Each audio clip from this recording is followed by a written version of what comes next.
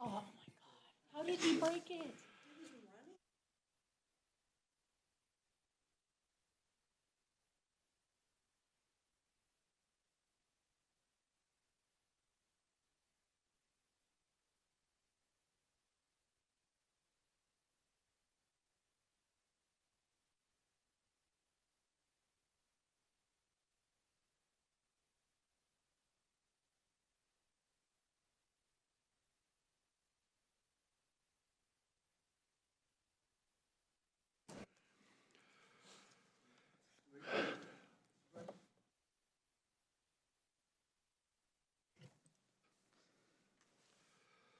I'd like to call to order the Board of Supervisors meeting for Tuesday, March 19th.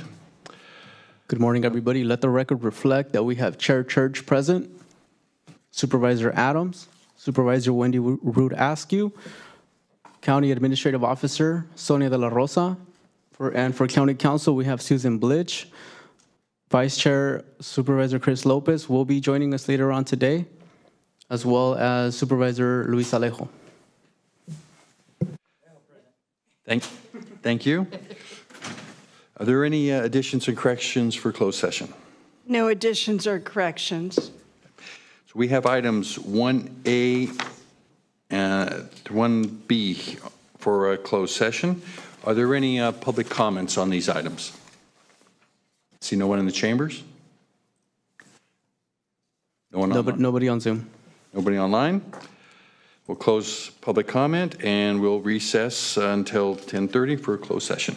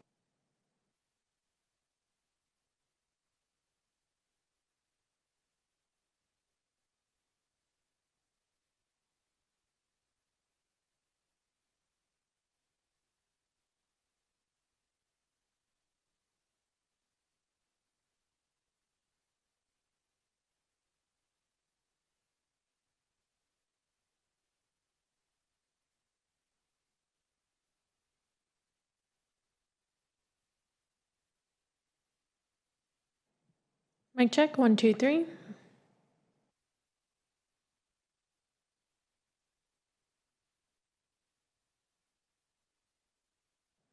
Mic check, 1, 2, 3.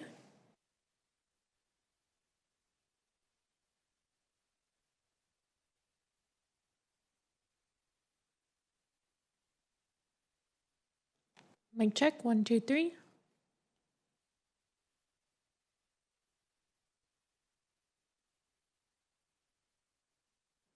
Mic check, 1, 2, 3.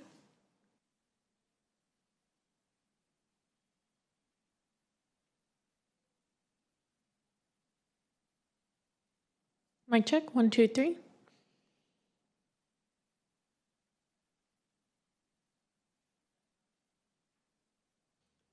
Mic check, 1, 2, 3.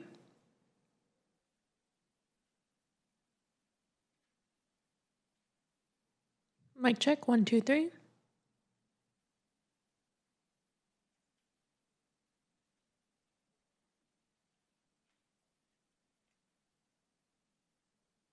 Mic check, 1, 2, 3.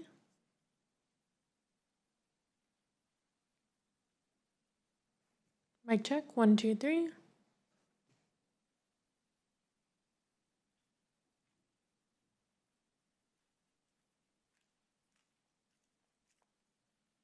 Mic check, 1, 2, 3. Mic check, 1, 2, 3.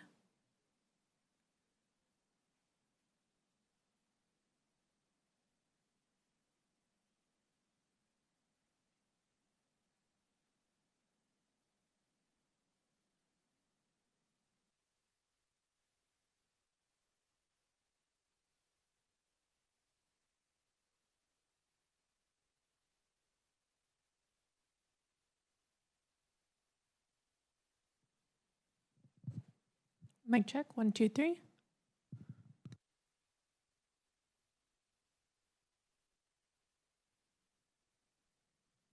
Mic check, 1, 2, 3.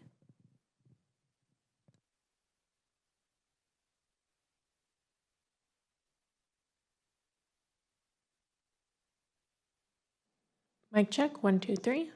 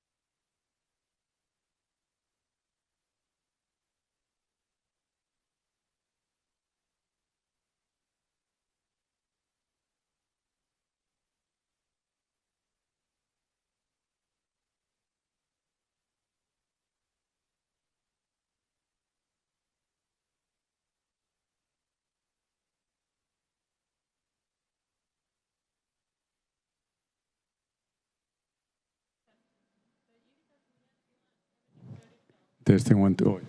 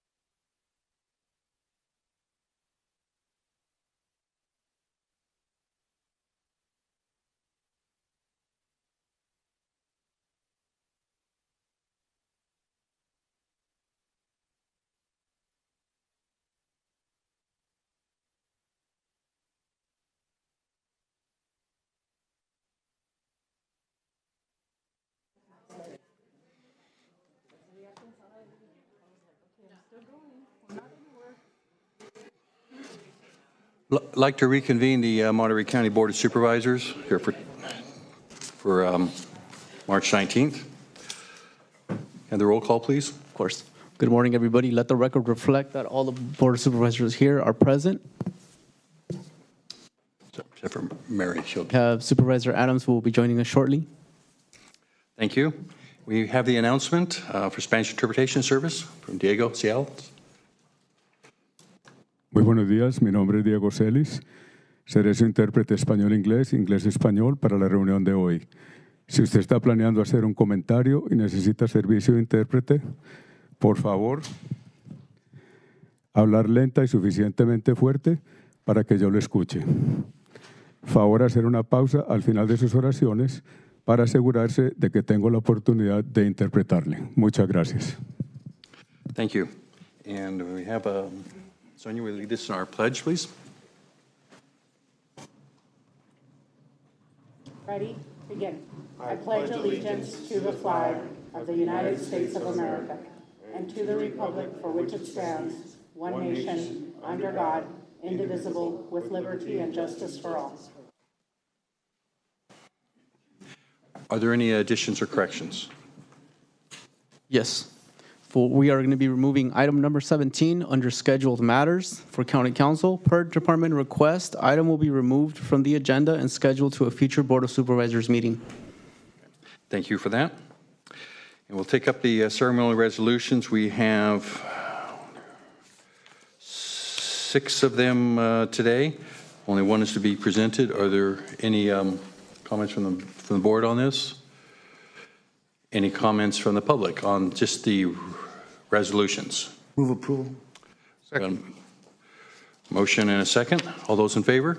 Aye. Aye. Opposed? Passes. With that, I'd like to have a resolution identified as number 7, which is adopt a resolution honoring professional social work and recognition of Professional Social Work Month.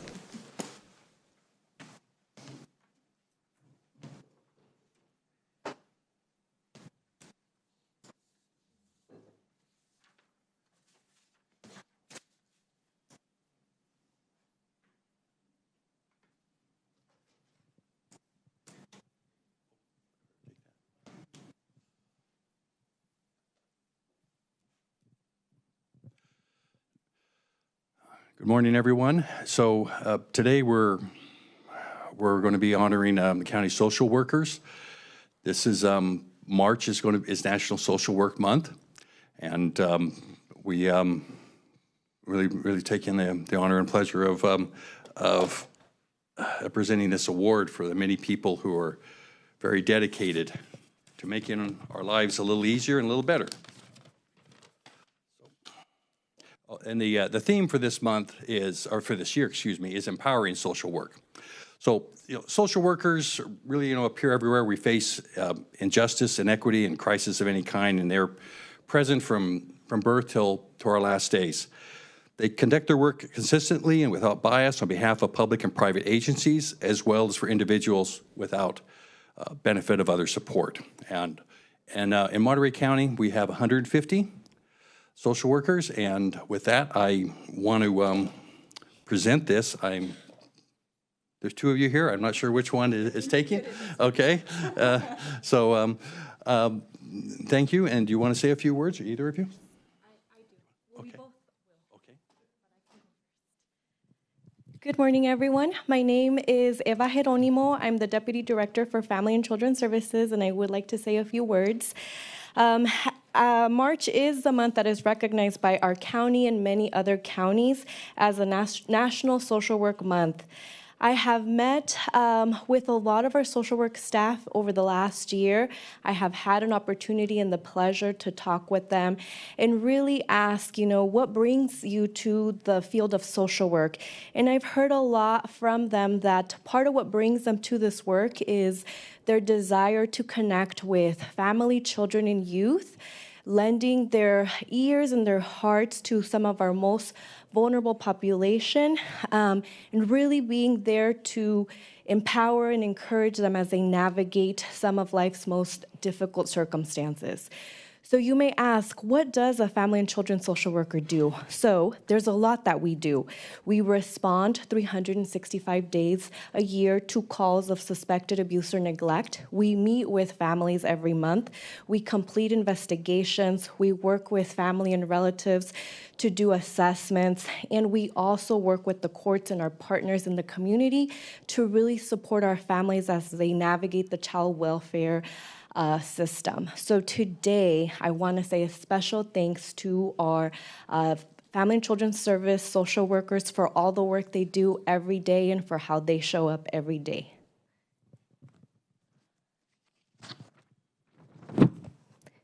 Buenos días a todos. Hoy en marzo es un mes que es reconocido como el mes de apreciación para todos los trabajadores sociales. En este año he tenido el placer y la oportunidad de reunirme con todos nuestros trabajadores en varias circunstancias y situaciones y les he preguntado qué es lo que los ha traído a esta profesión de ser trabajador social y muchos de ellos me han compartido de que lo que los ha traído a esta profesión es el corazón que ellos tienen, el deseo de apoyar a las familias cuando ellos están en situaciones y situaciones muy difíciles y en realidad querer poder apoyarlos en estas situaciones. Y se pueden preguntar, ¿qué es lo que hacen los trabajadores sociales del Condado de Monterrey? Y hacemos muchas cosas, empezando por ser responsables a responder a llamadas de abuso o negligencia 365 días al año, reunirnos con las familias, hacer investigaciones, trabajar con la corte y con personas en la comunidad para apoyar en los recursos. Esto y muchas cosas más son lo que hacen nuestros trabajadores sociales todos los días. Y en este mes especialmente les quiero dar las gracias por siempre responder a la llamada que es ser trabajador social. Mi nombre es Eva Jerónimo, soy la directora del Departamento de Niños y Familias.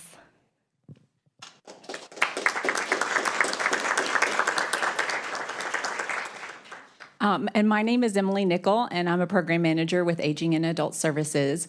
And I want to acknowledge that while we have over 150 social workers in the Department of Social Services, we actually have hundreds of social workers throughout Monterey County. And I would just acknowledge that we have some of our colleagues from CSUMB who are teaching the next generation social workers.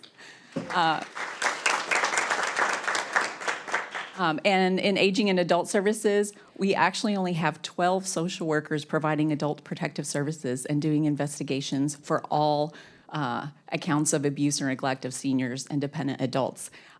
We also have the in-home supportive services program, and I asked one of our social workers from that program to just say a little bit about a family that she helped. For context, an IHSS social worker has about 300 cases, and most of the time, all they have time to do is to annually do one assessment of that family. I'm hoping that Gabriela Morelos is able to be online. I don't know if she would show up on here. We asked for a presentation view. Hi, Gabby. You can speak. You have been promoted to panelist. Yes, good morning. My name is Gabriela Mireles. I am an IHSS social worker. Been a social worker for the past 5 years. And today I would like to share this success story. On January 9th, I received a call from a father of one of our minor IHSS clients. He informed me the night prior their house had burned down. This is a client that has very high medical needs and a lot of medical equipment, and now was displaced and without a home at the moment, was in a hotel. I immediately got a hold of a Center for Employment and Training, McKinley Mental Homeless Assistance Program, and we were able to get them additional assistance. They were handed card, money, food, and clothes. And later on January 25, we connected with them again, and we learned that Central Coast Center for Independent Living had helped them obtain an apartment, and they were at that day signing a contract. So I would just like to let you guys know that this is a story to show that despite the housing challenges we face in Monterey County, when we agencies work in collaboration, we can achieve more things and we can achieve them faster. So kudos to all those agencies that were able to change the lives of the customers that we help. Thank you, Gabby, for sharing just one example of the power of social work. Thank you for recognizing the great social workers in our community. Thank you. And thank all of you for all the work you do and being there when people have just basic needs met and help during crises.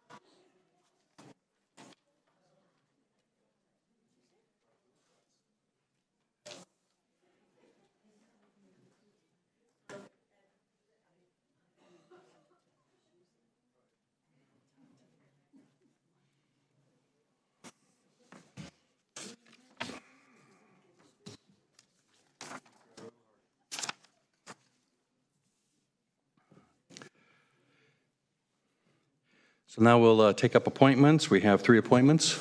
Is any comments from the board? Seeing none. Are there any comments from the public on these appointments?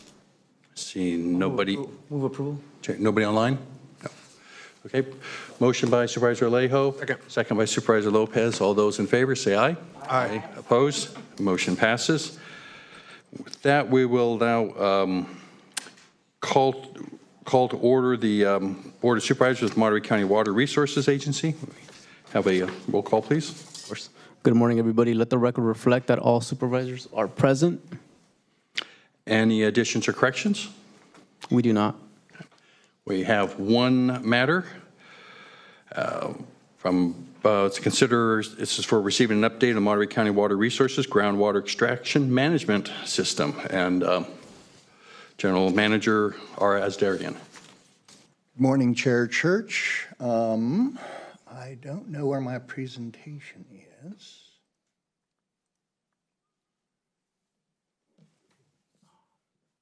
I have a PowerPoint.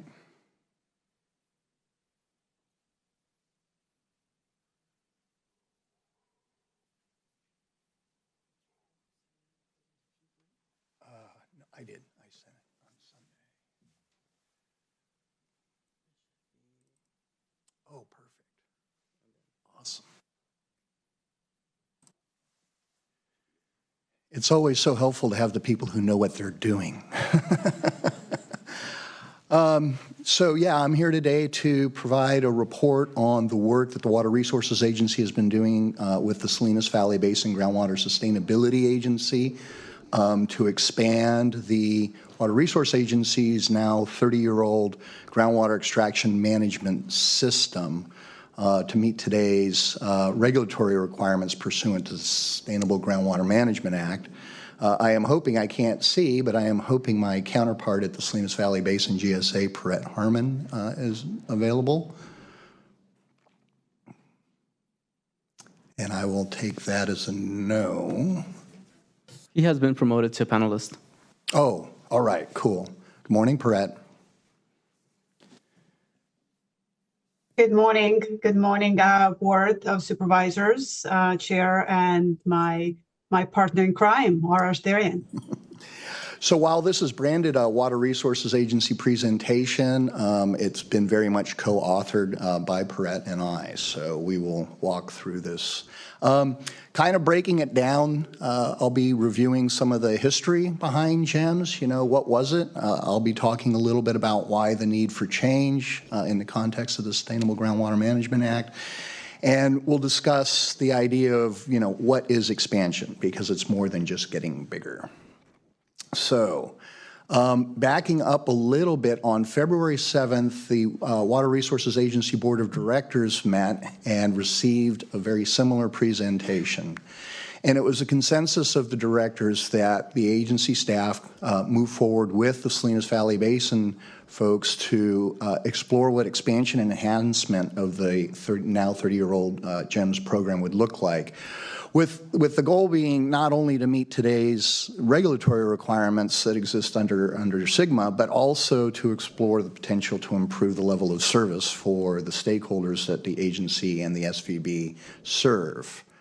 So on the background piece, 1993, and so aside from this being the year where our local favorite Clint Eastwood won the Oscar for Best Movie for Unforgiven, it was also the year that the GEMS program came to be. And so we began collecting data in 1993.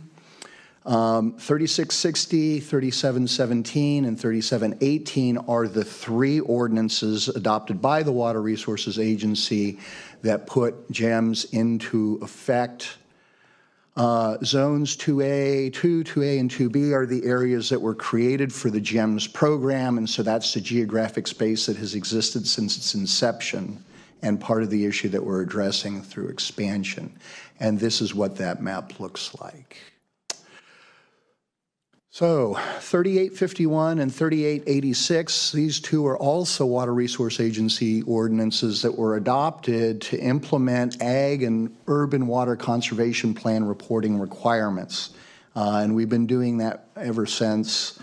And 29 is the number of reports that the Water Resources Agency has produced through the history of the program. Looking back, the agency created this program for its own purposes, 20 years before the implementation of SGMA, and thank goodness it did, because it provided such a robust foundation for the Salinas Valley Basin to begin their groundwater sustainability planning efforts. And so the reports then and now.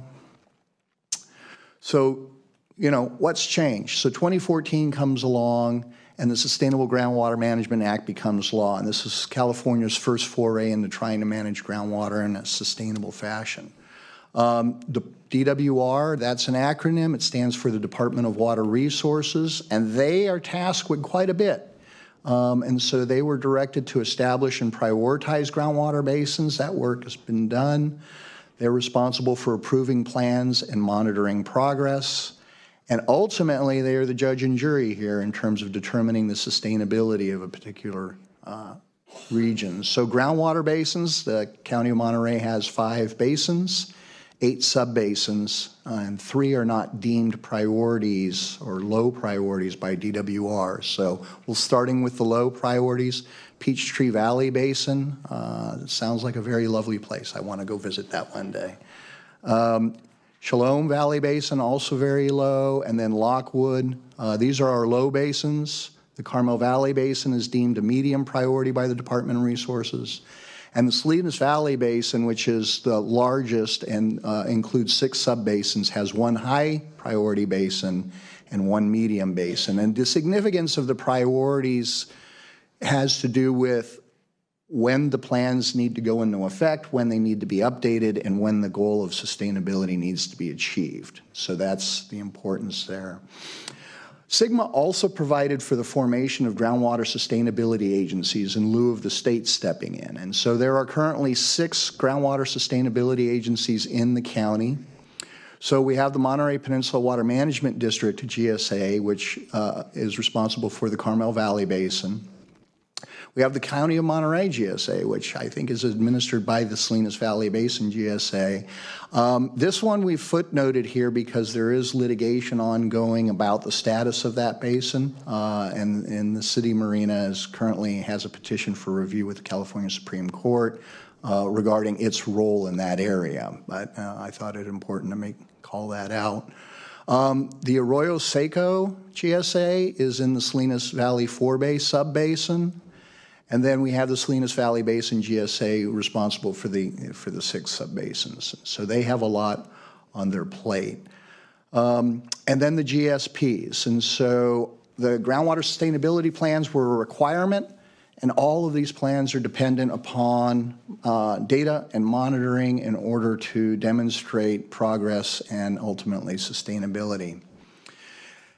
And to this piece about enhancement, and there's a couple different ways that we talk about it, but as we're looking towards the future, we're also mindful of the opportunities to enhance cooperation with other agencies that also have responsibility for groundwater. And so whether that's the county's health department in terms of their well permitting process and the monitoring that they do for constituents like, say, arsenic. Of course, the Resources Agency, Central Coast Water Quality Preservation, Inc. plays a role in all of this with respect to regional board requirements. There's the Salinas Valley Basin, of course, and there are the other GSAs. And so we're wanting to explore the potential for streamlining the current well permitting processes, trying to minimize the potential for duplicative services and confusion over jurisdictions, and explore opportunities over time to see if we can consolidate work and ultimately reduce costs.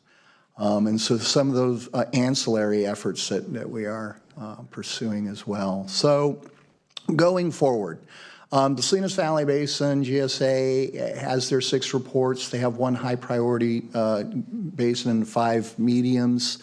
And they have been reliant on the Water Resources Agency for information to develop the plans, but they have updates that are pending here in 2025 and in 2027 that are going to require more information in areas that haven't historically been reporting, and we'll talk about that a bit more in a minute.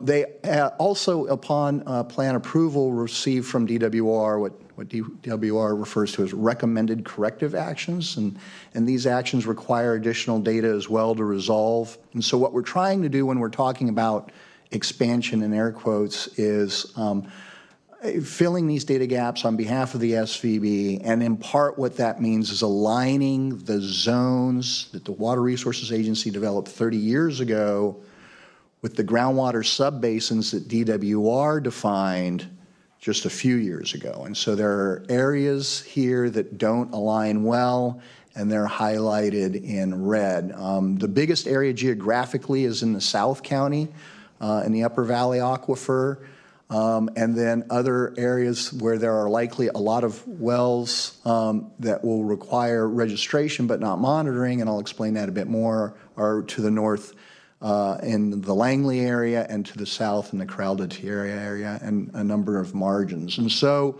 how do we begin to fill these data gaps? And we've contemplated 3 different approaches here. So there's the potential for the agency to just expand what it's currently doing. There's the potential for the agency to transfer the entire GEMS program over to the Salinas Valley Basin GSA.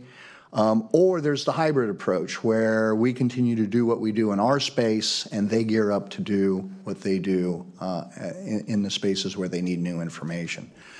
And so in order to kind of provide some context to those alternatives, let's review current roles and responsibilities. And so with respect to groundwater, the Water Resources Agency does a lot of work, right? We collect groundwater level data. We administer the GEMS registration and reporting programs. We administer the water conservation reporting programs, and we track water chemistry in the 18400. So a lot of boots on the ground, a lot of technical work. The Salinas Valley Basin has been geared up really to do the governance and the planning of these GSPs. And so they're responsible for implementing the 6 GSPs in the Salinas Valley Basin. They prepare their annual reports. They develop the sustainable management criteria. And I think perhaps most importantly, they demonstrate to DWR that progress is being made along the way, and that is critical. And ultimately, and no small task, they're responsible for coordinating outreach between the basins and the other GSAs. So very administrative and planning focused, not as boots on the ground and technically focused. And so for us, if we explore the agency expanding, right, it really comes down to adding staff and equipment, expanding our administration, modifying the funding mechanism, and we would do these things really to leverage the existing institutional knowledge and the capabilities that we have today. And if we went in this path, then, you know, for the Salinas Valley Basin, really their roles and responsibilities would remain very much the same. If the SVB assumed and expanded GEMS, then it would be reversed somewhat. So we would eliminate our well registration and GEMS reporting. We're still responsible for the water conservation plans, and so we'd have to rely on the SVB for that data. And the rest of our work pretty much would go unchanged. But for the SVB, they would have to, you know, add a department in essence. You know, they'd have to add staff, they'd have to develop the program and procedures, procure the equipment, develop the funding mechanisms, and the whole like. And so, but that is another alternative. And then in the hybrid, you really end up with both agencies having to do, you know, kind of all of it, right? No change really for the Water Resources Agency, but for the SVB, they still would have to do everything as if developing a whole program. So the hybrid we kind of eliminated out. And like I said, when we had this conversation with the directors, their consensus recommendation was for the agency, the Water Resources Agency, to explore the expansion for the reasons we just discussed. So why expansion? All right, so we are considering expansion, of course, to comply with SGMA regulations. So we have formed the groundwater sustainability agencies. We have prepared our groundwater sustainability plans, and we are on our way to reaching groundwater sustainability by 2040. But as I said, we need data to do that. So in terms of meeting the regulatory requirements that the Salinas Valley Basin is striving to fulfill, they've got their 5-year plan updates. So for the 18400, that's coming quickly in January of 2025, and for the other subbasins in January of 27. They are working to address DWR's recommended corrective actions, and we are considering ways to best align our GEMS boundaries with the SVB boundaries.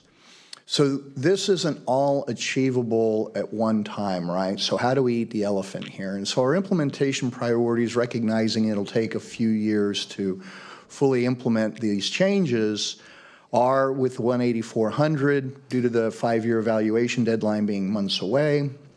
Then we would be focusing on our new extraction reporting in areas to fill the data gaps. We would then be looking to register unregistered wells, and then all along the way, of course, be looking for those opportunities to enhance our cooperative efforts with others. So what are some of the changes being planned? When the current GEMS program, when it was established, the demarcation between big wells and little wells, if you will, or wells that needed to report and not report, was 3 inches at the discharge pipe. Under SGMA, the new standard is any well producing more than 2 acre-feet per year. And so even within the existing GEMS space, there will be some well owners that will have to report for the first time. The enhancement of GEMS to improve processes, this includes modification of reporting periods and protocols and devices, and I'll turn to Perrette here to explain this. Her folks have been giving this a lot of thought in terms of how we might be able to do things better going forward. Thank you, Aura. You're getting better and better at that. It's my, third time listening to this, and I get excited about your presentation every time. So one thing that I've been really fortunate to work with Water Resources Agency and Aura and his staff is my vision for the two agencies.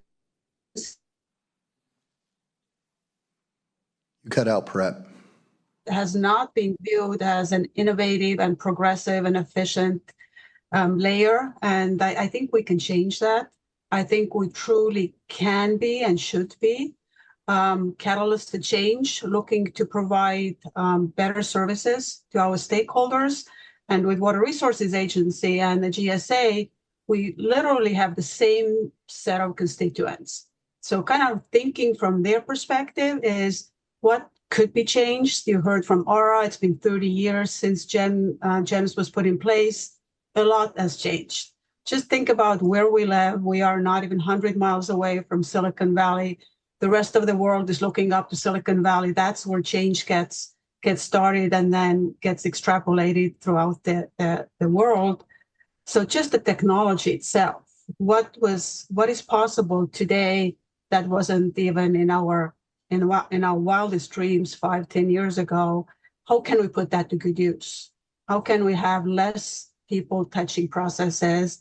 And how can we look at everything, all of the other agencies that are doing some sort of water management related tasks and merge them or kind of take away the need for our water users to be reporting to all of us. And some of the things that were very just natural reading through the ordinance reporting period, for example, what is in GEMS is the reporting year starts November 1st and ends October 31st. And it does not line up with water year that starts October 1st. It does not line up with calendar year that starts January 1st, nor fiscal year that starts with July 1st.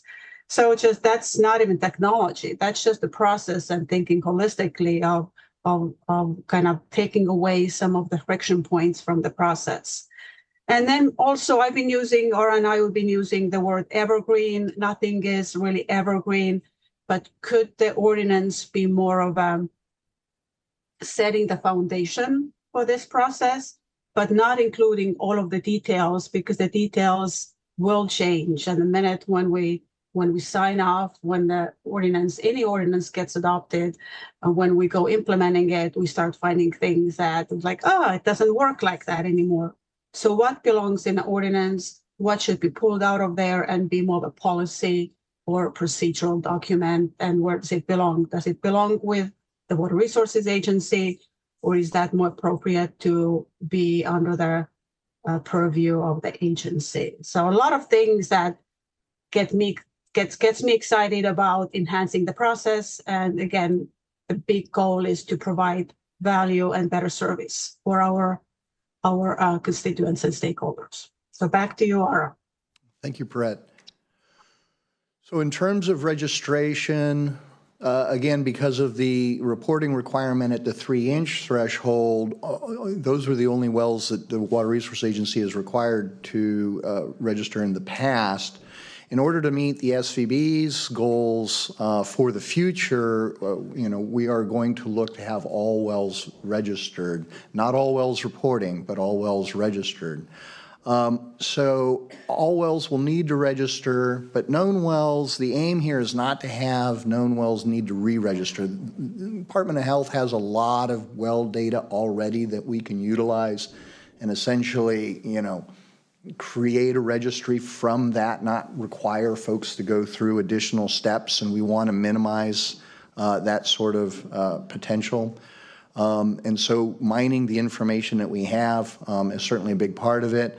And then keeping the databases up to date, right, as we go forward and changes to wells occur, because we know they will. Another consideration here is how are costs to be allocated and recovered. Currently, the GEMS program is funded through a land-based or acreage-based assessment. And what we're contemplating here going forward is to allocate and recover the costs on a per well basis, because really it isn't the number of acres that are driving the level of effort here. It's the number of wells, and it just seems a better nexus between the work being done and the cost to support the regulatory program. Undetermined at this point is whether it would be the agency or the Salinas Valley Basin that's doing the billing there. But again, what we're aiming for is, a simpler and more transparent method in terms of taking care of that housekeeping. And so, in conclusion, what is expansion? Clearly, it's meeting the regulatory needs going forward. It will include registrations of wells not previously registered. There will be new reporting requirements.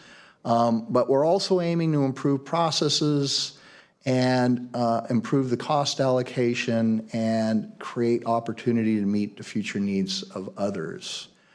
And so going forward, the SVB and County Council, we will be working to draft one new ordinance. So the idea would be to bring to you all probably in 2 to 3 months, one new ordinance that will repeal the 3 existing ones, because it really gets confusing trying to walk through all that.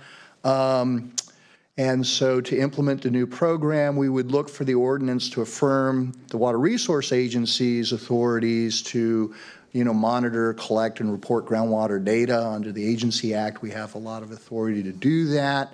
And this would be not only for our own purposes, such as been in the past, but also upon the request of others. So as an example of the Monterey Peninsula Water Management District, GSA, wanted the agency to go and collect data in the Carmel Valley Basin, we could have that conversation. So we're not looking to limit this just to the SVB, but to create opportunities for others going down the road. The new ordinance would also establish the new registration and reporting requirements in furtherance of SGMA and SVB policies, because right now they are the customer on our doorstep, and established a new cost recovery method. And so this is the timeline that we're looking at. We're in the, the GEMS extension proposal development time frame, but we are pivoting to the development of the ordinance, various agreements and policies that we need to do. We'd be looking to populate well registration databases by the fall of this year and implementing the new recording requirements beginning in November. You'll note there at the November 24 line, it then starts taking annual steps, just sort of reflective of, the deadlines that the Salinas Valley Basin is faced with in terms of their plan updates. So that's the way we're looking forward. That's how we propose to move, and that concludes my report. So happy to take any questions. Because this is just item for presentation, first I just want to go to the public and then I'll bring it back to the board. Is there anybody in the chambers that would like to address the presentation on groundwater extraction? Is there? Yes.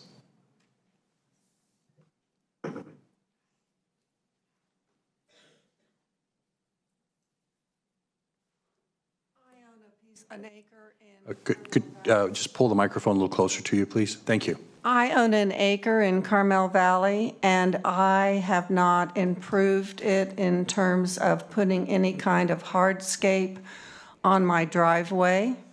And I want to know if I would be given a benefit financially for not preventing rainwater from entering into the aquifer on my property. I live on Carmel Valley River. If I understand the question, it's an interesting concept. The GSA that is overseeing the Carmel River subbasin, or basin rather, is the Monterey Peninsula Water Management District. And so I would recommend contacting them. Is there anybody else in the chambers with comments? Anybody online? Yes, on Zoom we have somebody with the, I'm sorry, on Zoom we have someone ending in the number 592. You have 2 minutes.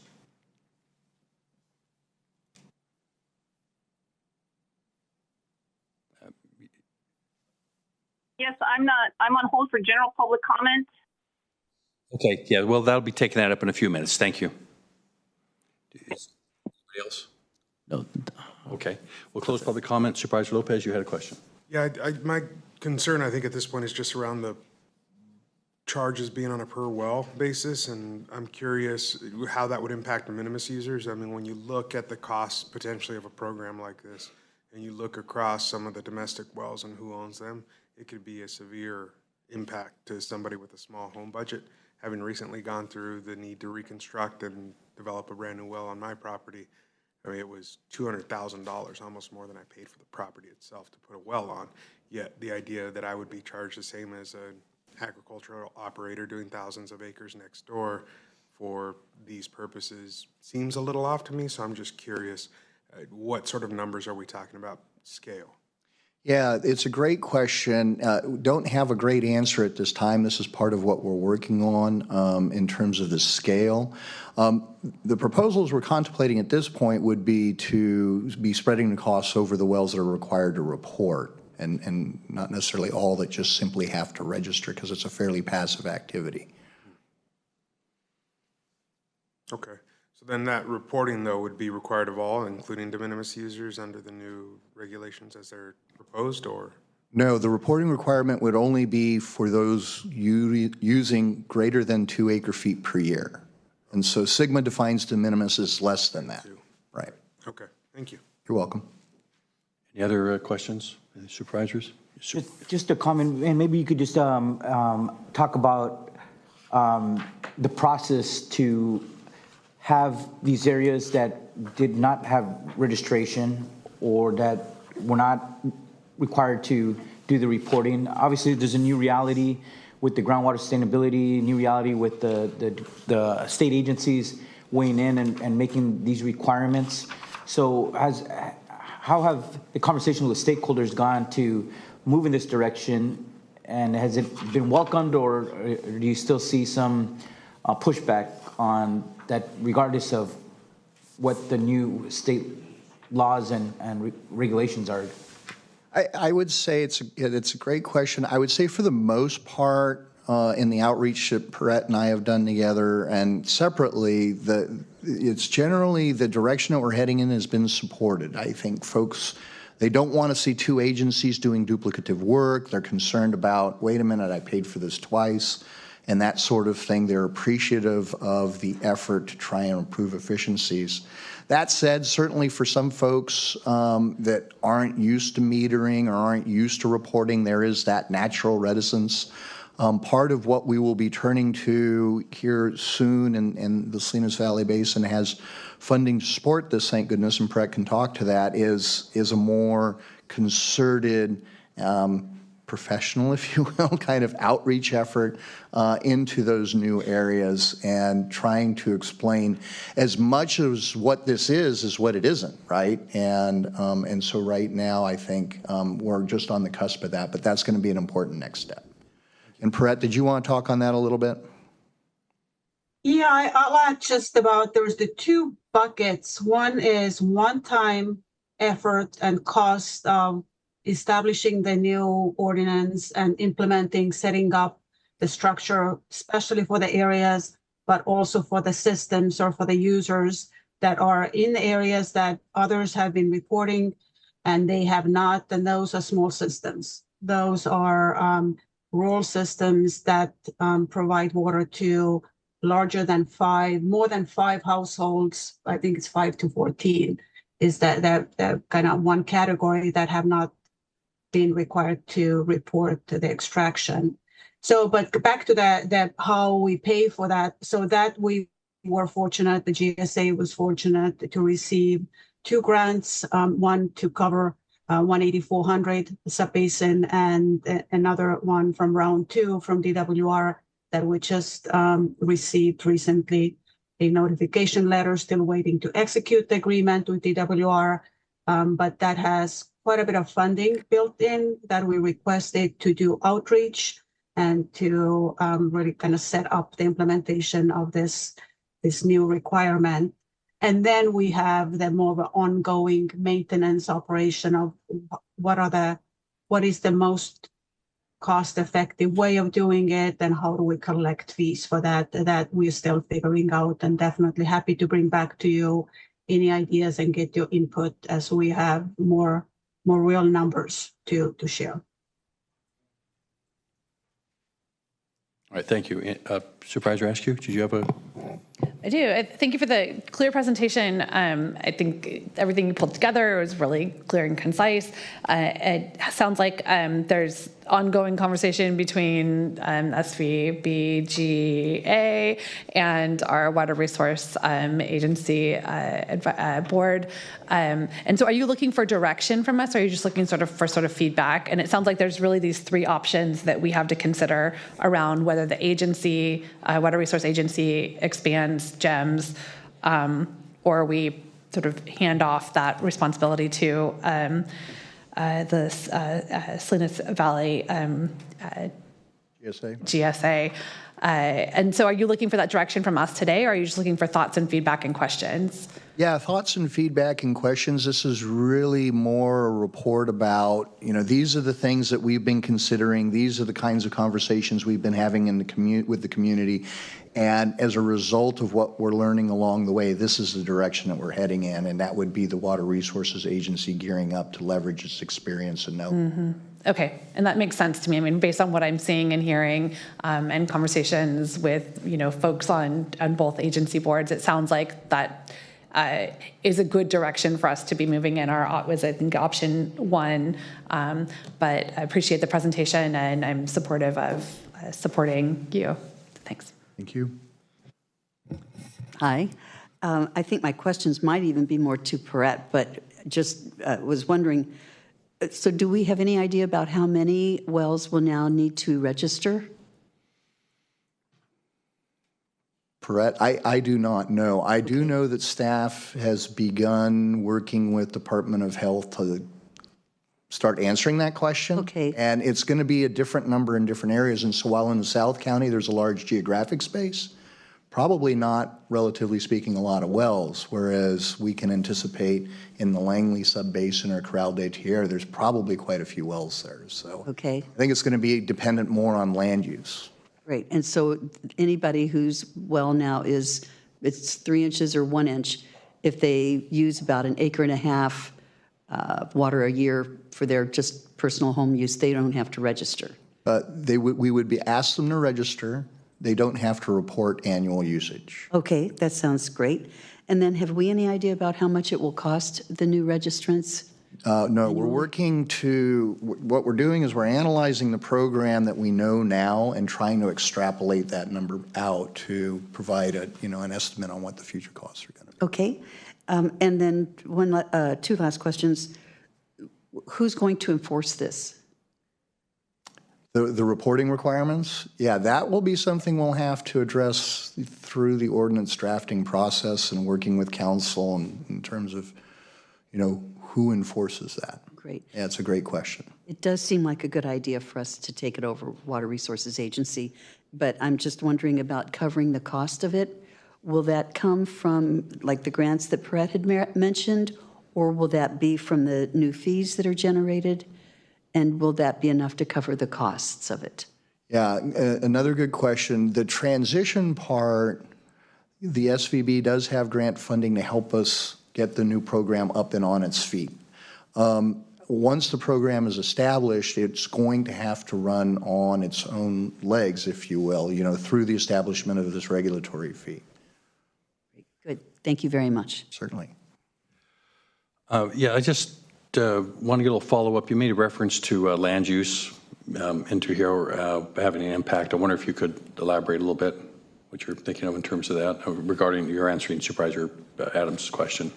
Yeah, and so in terms of how many wells, and when I think about it, if I've got a 100-acre farm, there may be one well on that that's providing all the irrigation water. If I've got 100 acres with 5-acre homes on it, there may be 20 wells, right, in that same space. And so I think the question of how many wells are out there is going to be very dependent on the particular region and the land use. Okay, yeah, thank you. It's kind of the direction I want to go to and touch on a little bit of what Supervisor Lopez was also discussing. And, there's a lot of water systems out there. And, that example you gave could be 20 homes covered by one water system, which would fit into there. But looking at household use is about half an acre, maybe a little less than that, a year. So it's going to take 4 or perhaps a little bit 4 or 5 to qualify into here. And there's, I'm looking at the burden on these small systems like this, just like it would. That's particularly a concern there in terms of the regulatory. Usually it's just kind of a neighborhood, sometimes almost handshake agreement going on here when you have a handful of people, and the cost, and just really concerned about that, and partially really concerned about that because I think we have about, give or take, somewhere around 1,500 water systems in the county. 2/3 of those are in North County, so this is a really big issue on how that's coming about, and I think there's a real problem for some miscommunication going on here where somebody's going to say, well, I'm not having to do this, but my neighbor's doing it, and we both got 4 homes, but maybe one's using less. I'm also wondering how we're going to weigh in terms of this consideration when you have water systems that actually have some ag use that's also being used off of that. So you have residential and ag use, and that's going to be hard to measure because those may not be metered separately and would be really difficult to do. I wonder if you want to answer on that, and I just have one other question then. Yeah, and so why we're thinking about taking this on in steps is there are a number of considerations like that, and I think areas like the Langley are going to be some of the most complicated in terms of implementing. And so just sort of prioritizing our work so as we're learning as we go and we're better prepared to deal with some of those issues. The Department of Health has a remarkable amount of information already available in terms of the domestic systems. And they're already doing a lot of monitoring work in that area. And so understanding how we can leverage what they know and do is part of the work that we're doing going forward. And so that, the impact to the property owner, the well user is minimal as it can be. So my last question here kind of touches upon when you're talking about Langley and this data, lack of data we have for the northern part of the district.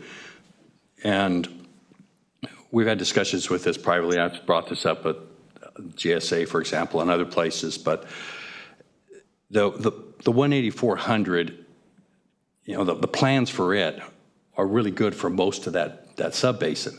But you got that northern part up there, which really has more in common with Langley than it does with the 18400 because it's not fed by the Salinas River. It receives its water from precipitation. The difference for Langley is that Langley has a trouble absorbing that water because of the granite ridge. Well, it absorbs better over there.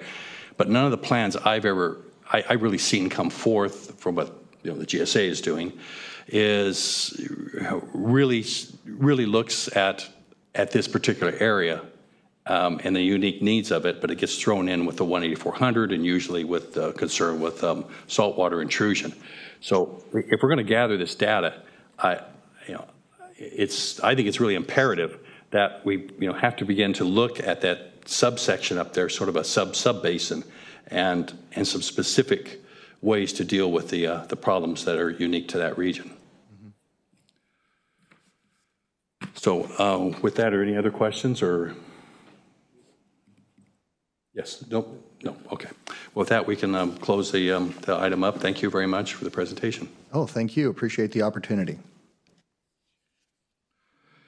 And I want to see if there's any general public comments for the Water Resources Agency, not for the General Board of Supervisors. And see nobody in the chambers, nobody online? Yes, online we have the phone number ending in 592. I assume, unless you want to jump in, I assume they're for the general public comments when we reconvene the Board of Supervisors? Okay. So I'll take that to be so. And with that, we'll close public comment for Water Resources Agency and the recess to the Board of Supervisors agenda. And we reconvene the Board of Supervisors here. We have the roll call. Yes, good morning, everybody. Let the record reflect that all Board of Supervisors are here and present. And look at the consent calendar. We have items 22 through 34. Any Yes, I want to comment on number 25, On 25? just for comment. 25 for comment. Any other supervisor? With that, we'll go out to public comment on the consent calendar. These are just items 22 through 34. Nobody in the chambers? Anybody online? Nobody online then for that. Yes, Supervisor Alejo? Yes, this question was for Department of Social Services. I see Director Medina, but maybe Lawrence Uansupa. Just on item 25, this is regarding the almost a little bit over 2.5 million that we received from the state for the HAP homelessness funding round 5. But my question was just, I'm supportive, and I know a lot of this money is being directed towards our share center.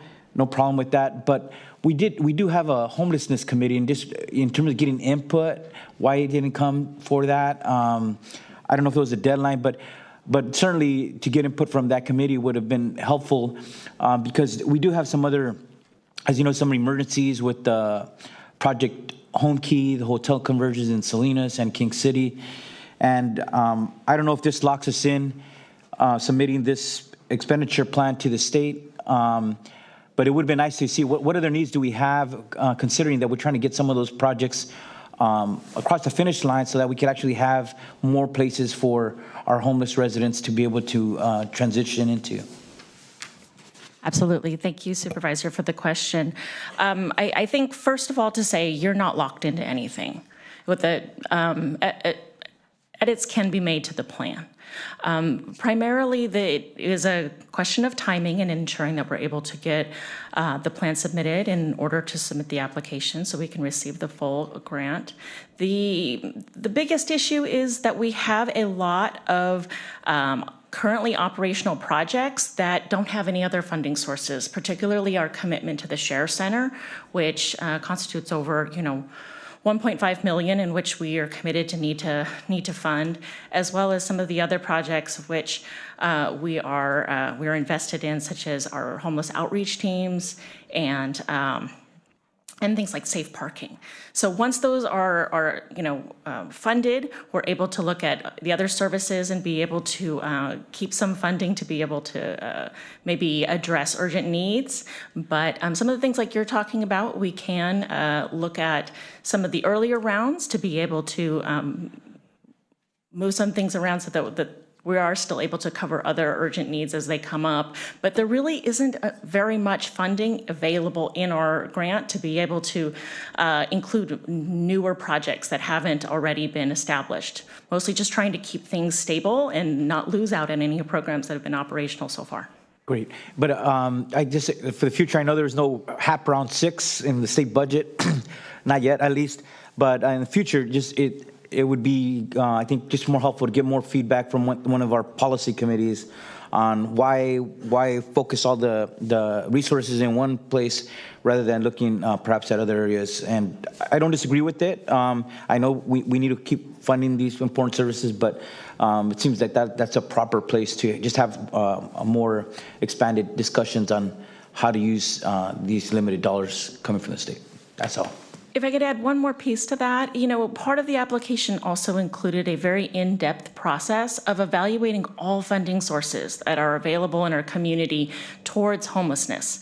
So part of that application included, doing queries to our jurisdictional partners, doing queries to other county departments, housing community development, the health department, behavioral health, to do a landscape analysis of where all of the funding for homeless services is going. And so being able to really zero in on what's not being funded and using the input from our community input sessions, as there were 3 that were required for HAP 5, looking at those spaces of what the community was saying as well as what the funding is not covering really is what showed what's needed with HAP 5. Thank you. Thank you. With that, is there a motion to approve? So moved by Supervisor Alejo, second by Supervisor Askew. All those in favor of approving the consent calendar? Aye. Opposed? Motion passes. And with that, we come to general public comment. If there's anybody in the chambers? Yes, Mr. Gorley.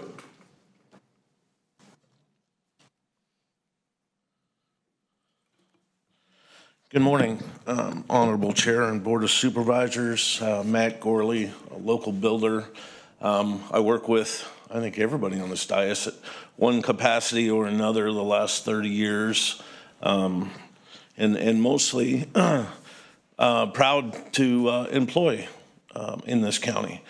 We have a substantial crew of a little over 20. We have probably a little over 100 if you pull in all of our subcontractors that we employ. Here this morning to basically plead with you. It's you five and the CAO. I haven't had the pleasure of meeting our CAO yet, but it's you five that can fix severely broken department. Your building and planning departments are broken. We've got a couple of projects. One is industry, right? We've got an ag industry that wants to expand, that has been in the hopper since the 1st of November. Has it been routed? Yes. Every morning I go on to see if it's moved. It hasn't moved. 1st of November. Are you guys willing to sit here and let this happen? Why is it happening? This is jobs. This is revenue. This is permit fees. This is letting us move forward. I can't see. I don't know what the rest of the building industry, I don't know what my peers are doing, how they're getting things through. I don't communicate with them. But I'm just seeing this as a personal thing. We've got houses. We've got somebody from the river fire 4 years ago pushing forward. And that permit number starts with a 22. So it's been in the hopper that long. It's been looked at it that long. What are we doing here? And so I'm here to plead that. Let's get this thing going. Are we subconsciously, Monterey County, and I haven't seen it on KSBW, but are we in a building moratorium? Have we shut down building in this county? We need to get this moving, and I just don't know how we can do that. You know, we all take pride in our community, and I love being here in Monterey County, and we're everywhere from the Carmel Highlands all the way down to south to Bradley and everywhere in between. And I would just like an answer. What can we do to move this? Is there a subcommittee? I mean, I've volunteered for so much in this county. Is there a subcommittee I can jump on to, you know, a blue ribbon committee to get things moving for advice? So, already got got the timer going a little slow for you there, so you had a little extra. Okay. Thank you for your comments. Chair. Is there anybody else in the chamber who'd like to speak on an item not on today's agenda?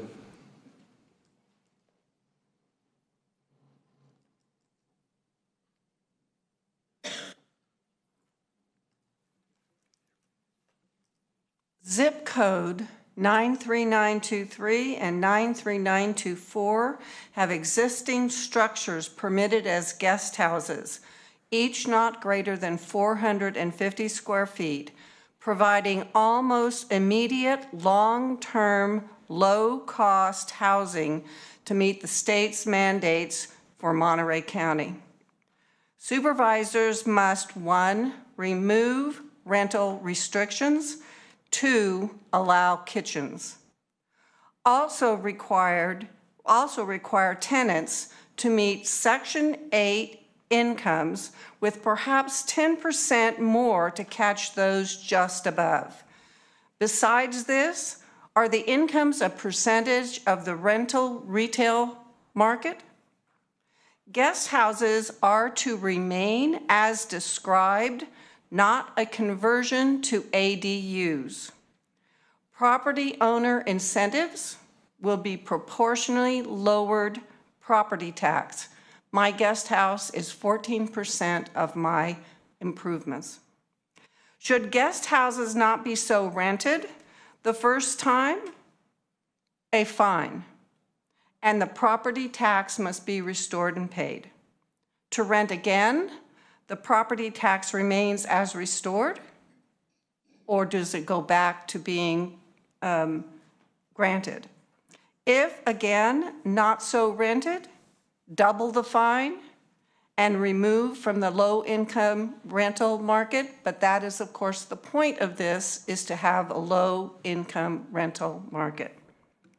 Unanswered, A, Should the tenants be employed within the local area, or can retired people become tenants? At what income does the tenant become unqualified? My experience with the county housing authority is 1, yearly site inspections, and 2, Thank you for tenant your supplies comments. the housing authority with their yearly income. Thank you very much. Anybody else in the chamber? Yes.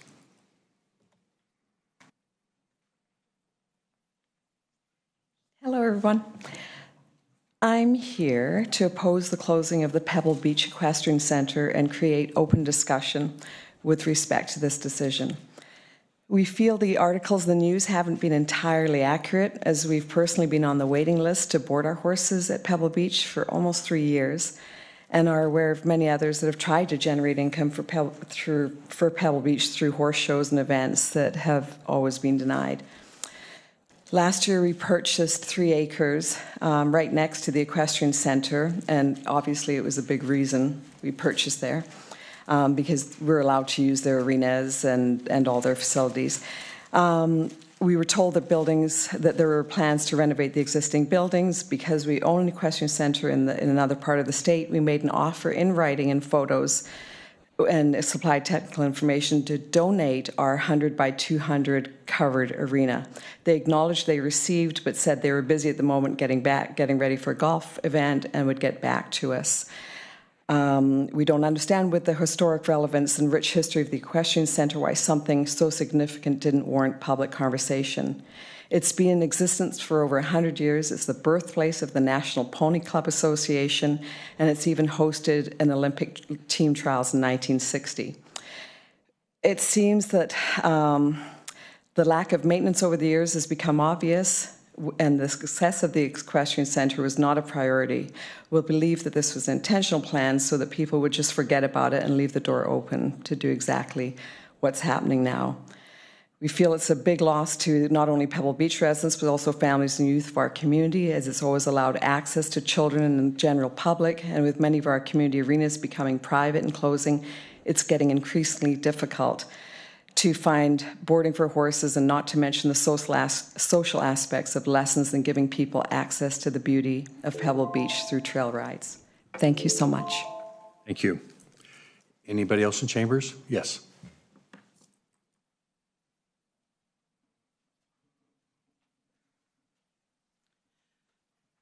Thank you. I'm representing also the 50-some boarders at the Equestrian Center in Pebble Beach. My name is Kathleen Huff, and I would like to read something that will show proof that the Pebble Beach Equestrian Center is deemed identified public access area to be saved and maintained in perpetuity.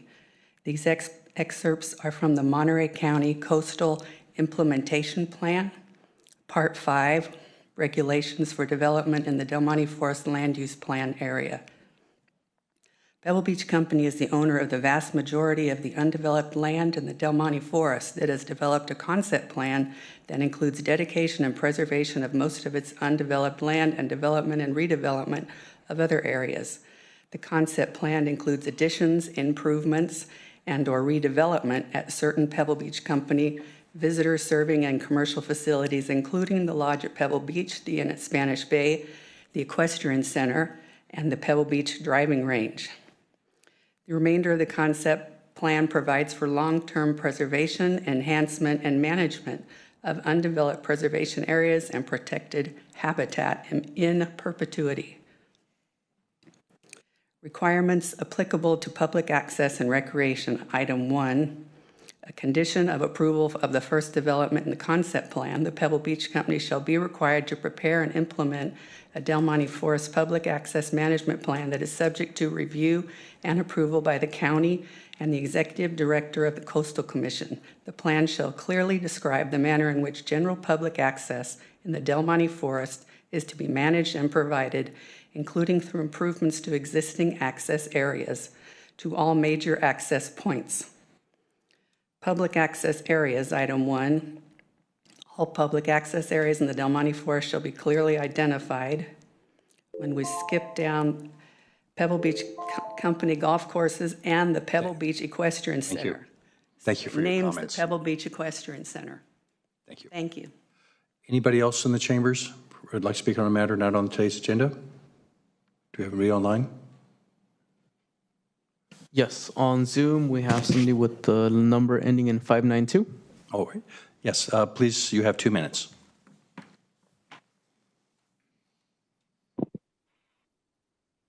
Good morning. My name is Lisa Baca. I'm with the Los Angeles Equestrian Coalition. I am calling today in support of the Pebble Beach Equestrian Coalition and sent over documents yesterday that you should be able to review. We are opposed to our brothers and sisters having their equestrian center closed. For 100 years, the Pebble Beach Equestrian Center was financially viable. It has gone into disrepair and mismanagement since the Pebble Beach Corporation took over 11 years ago. And we are asking the Monterey County Board of Supervisors to find out why your health department did not inspect annually to see the lack of care and total disrepair for the livestock there. We would like to respectfully request that the Board of Supervisors agendize this item since there are land use issues, covenants, and we have not had a public forum or a meeting or a community meeting to speak about any of the decisions prior to the closure. Further, I sent photos of repairs that were done 3 weeks before the March 4th announcement to corrals and roofs. So we believe there was a switch in bait by the Pebble Beach Corporation and the Pebble Beach Resorts to convert the equestrian center into golf equipment storage locations. And they have already changed the website. If you go to the Pebble Beach Resorts, it says, bring your horse and enjoy our beautiful trail system on your own. Then it further says at the end, we encourage you to call ahead for any restrictions due to special events. These are public access trails that are governed by the California Coastal Act.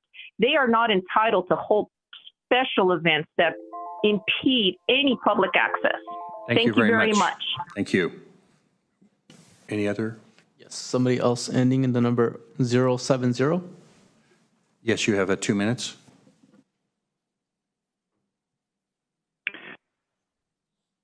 Hello, Supervisors. I'm Brian Rosen, and I'm very concerned about the SURF project. I think there's a much better, more effective alternative. You know, the SURF project has serving primarily line 20. That's 46 stops. It's called rapid transit. Well, it used to be rapid transit before the roads got so crowded, and it would be rapid transit most of the day. There's not a traffic problem there on Highway 1. In speaking with TAMC representative who was specialized in this project, I'm getting the impression from speaking with different people in TAMC, they would rather do a rail. It would serve more people, it would reduce traffic, but they don't have the funds. The SURF project would not be necessary, and a rail would have much less impact. Eventually, there's going to have to be rail. The traffic is bad all the way up to Santa Cruz on Highway 1. I think we need to have the rail because the SURF project is not going to make that much of a difference, if any, or carpool lane could, using one of those 3 lanes for carpool could solve the problem in the short run.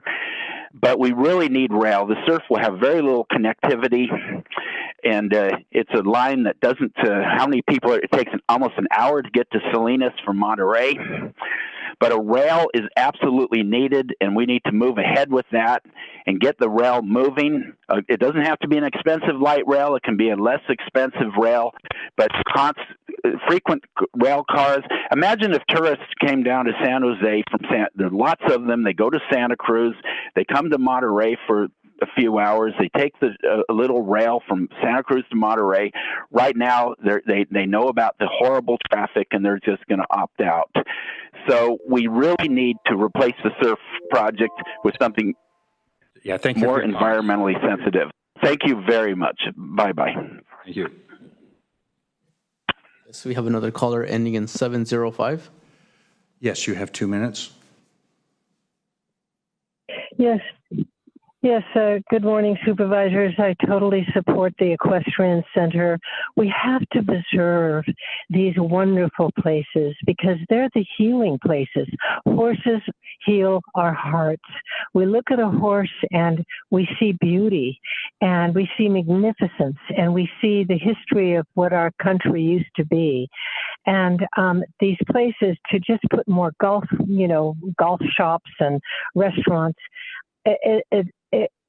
not only that, it's illegal with all the former testimony of it, that it being a public access and it was meant for being what it was. Just for Pebble Beach Company to come in and throw it all out, we really need your support right now to support what makes America so beautiful. And Pebble Beach Equestrian Center was one of those places and needs to continue. So please do everything you can to save that remarkable place and rebuild it and refinance it so our horses and our children and people can enjoy the beauty and magnificence of these animals. And I urge you also to look into the surf project. The $79 million is a waste when they could have a carpool lane and do the same, the same thing. The lines, then we need a line to Salinas from Monterey, Highway 68. It's quicker and more convenient. They don't have one bus line there.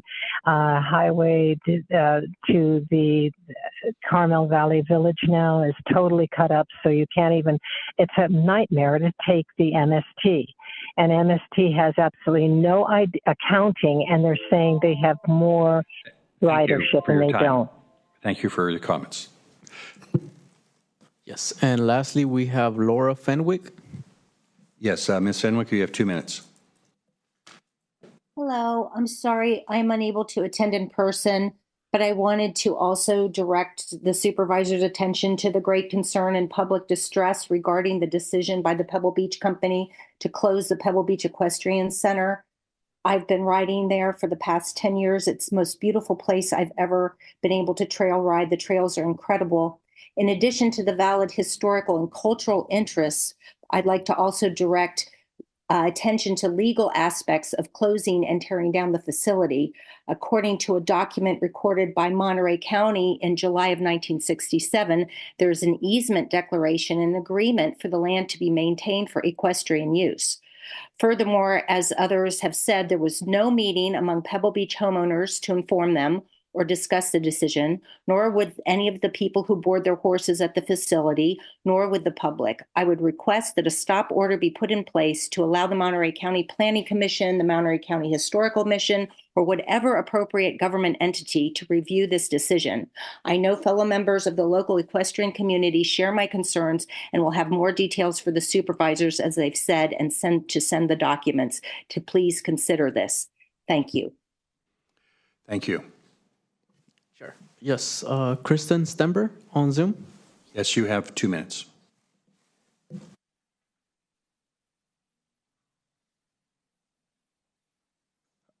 Christian, you have 2 minutes. If you would like to speak, please go ahead.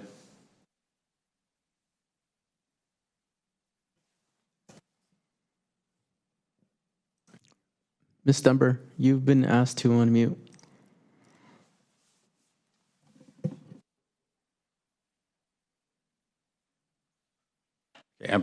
Sorry, we're going to have to close public comment if you're not able to unmute at this time. With this, and we have 2 items to still go forth for this morning. One's both about 15, 20 minutes each. One's a presentation from the Commission on Status of Women, and the other one is from Monterey One Water. I think we're really only going to be able to get one of these in. Mr. Shudo, your schedule, would it be inconvenient for you if you were first up at 1:30? You can do that. Okay. So we'll put that off to 1:30 then. So with that, we'll take up item 13, which is to receive a presentation from the Commission on the Status of Women. Yes, thank you.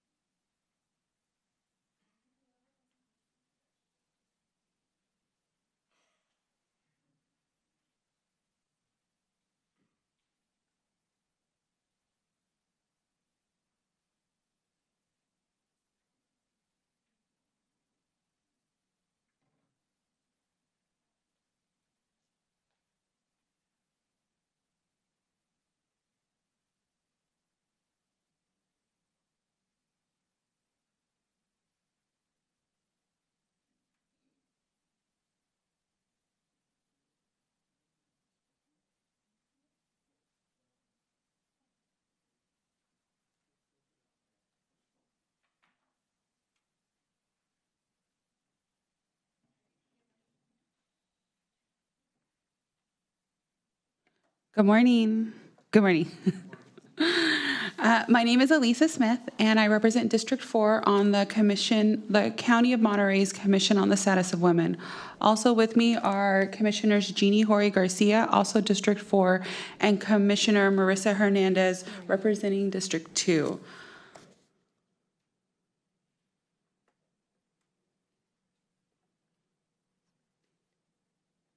Oh, sorry, technical. There we go. A little bit of history about our commission. Our commission was established by a resolution of your predecessors, the Monterey County Board of Supervisors in 1974, to advocate for Monterey County women on matters that particularly affect women, including affordable and quality childcare, education, housing, health, equal pay, sexual harassment, community services, and related areas. That's right, this is our 50th anniversary. Yay! A part of our history includes 30 years of honoring outstanding women in Monterey County. Almost 300 women have been honored, including Supervisor Mary Adams in 2007. I'm going to go ahead and pass this over to Commissioner Hernandez to speak about women in government in Monterey County.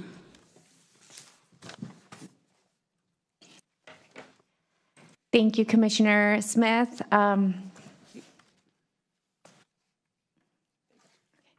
Perfect. So I will be sharing a little bit about some statistics about our women in leadership. So in regards to our residents, our population is comprised of 51% being men and 49% being women. For our Monterey County city managers, we have a majority of our city managers that are men, with only 3 city managers, and that would be with Ms. Vivek Norgard in the city of San City, Carmen Gill in the city of Gonzales, and then Megan Hunter for the city of Soledad. In regards to our county department heads, we do have a little bit of a majority of women in those leadership roles. For our Monterey County mayors, we do also have a majority of our mayors that are men, and only 3 female mayors. That would be in the city of San City with Mayor Mary Ann Carbone, city of Salinas with Mayor Kimberly Craig, and then in the city of Soledad with Mayor Ana Velasquez. For our county offices, we are happy to share that those roles are fulfilled by women. For our Monterey County police chiefs, we don't necessarily have representation of women in those leadership roles, and that includes current police chiefs or interim police chiefs. For our Monterey County Board of Supervisors, we're happy to have Supervisor Mary Adams and Supervisor Wendy Askew as representing our women in the County Board of Supervisors. And then last but not least, with our Monterey County federal and state representatives, we do have a 50-50 representation, led by Congresswoman Lofgren, State Senator Ana Caballero, and Assemblywoman Dawn Addis. In regards to our city council members, our data share shows that the majority of our council members are comprised by men with 64%, and then 29% by our women, and still having about 8% of the seats being vacant. And then in regards to our school districts, I know it's a little small to see, but we wanted to include all the school districts in our county. And though in those districts, we do have approximately 52% that are school board members that are women and 42% that are men. And we still have 6% of vacancies to be fulfilled. And then lastly, for our you can see in this slide the different commissions that we have in the county. And out of the 19 commissions, we can see that 38% of the seats are filled by men and 33% are filled by women. And we still have 29% of these seats that are vacant. And I know our Commissioner Chair, Elisa, will be sharing more about our recommendations. So now I'll pass it over to our Commissioner, Jeannie Hori Garcia.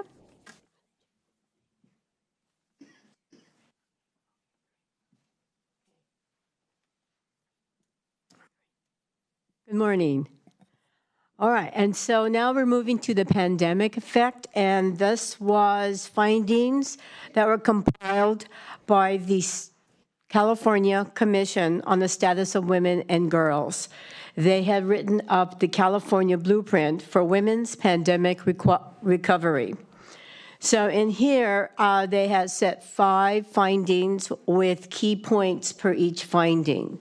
So we had taken about 2 of the findings to share with the slide, this PowerPoint slide.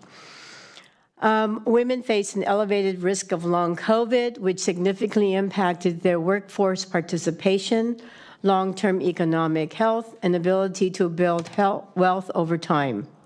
Women of color were the first to lose jobs and last to regain them, causing long-term financial stress to their households.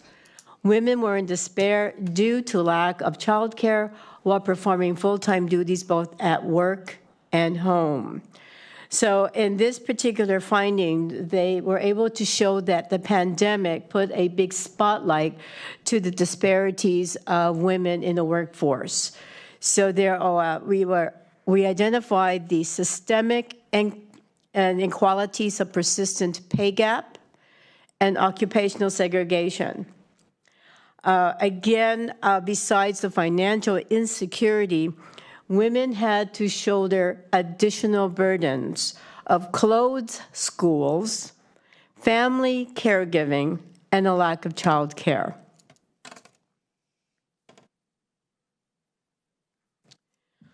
The second point is the pandemic safety net programs, and these were a positive for the women who are working in Monterey County.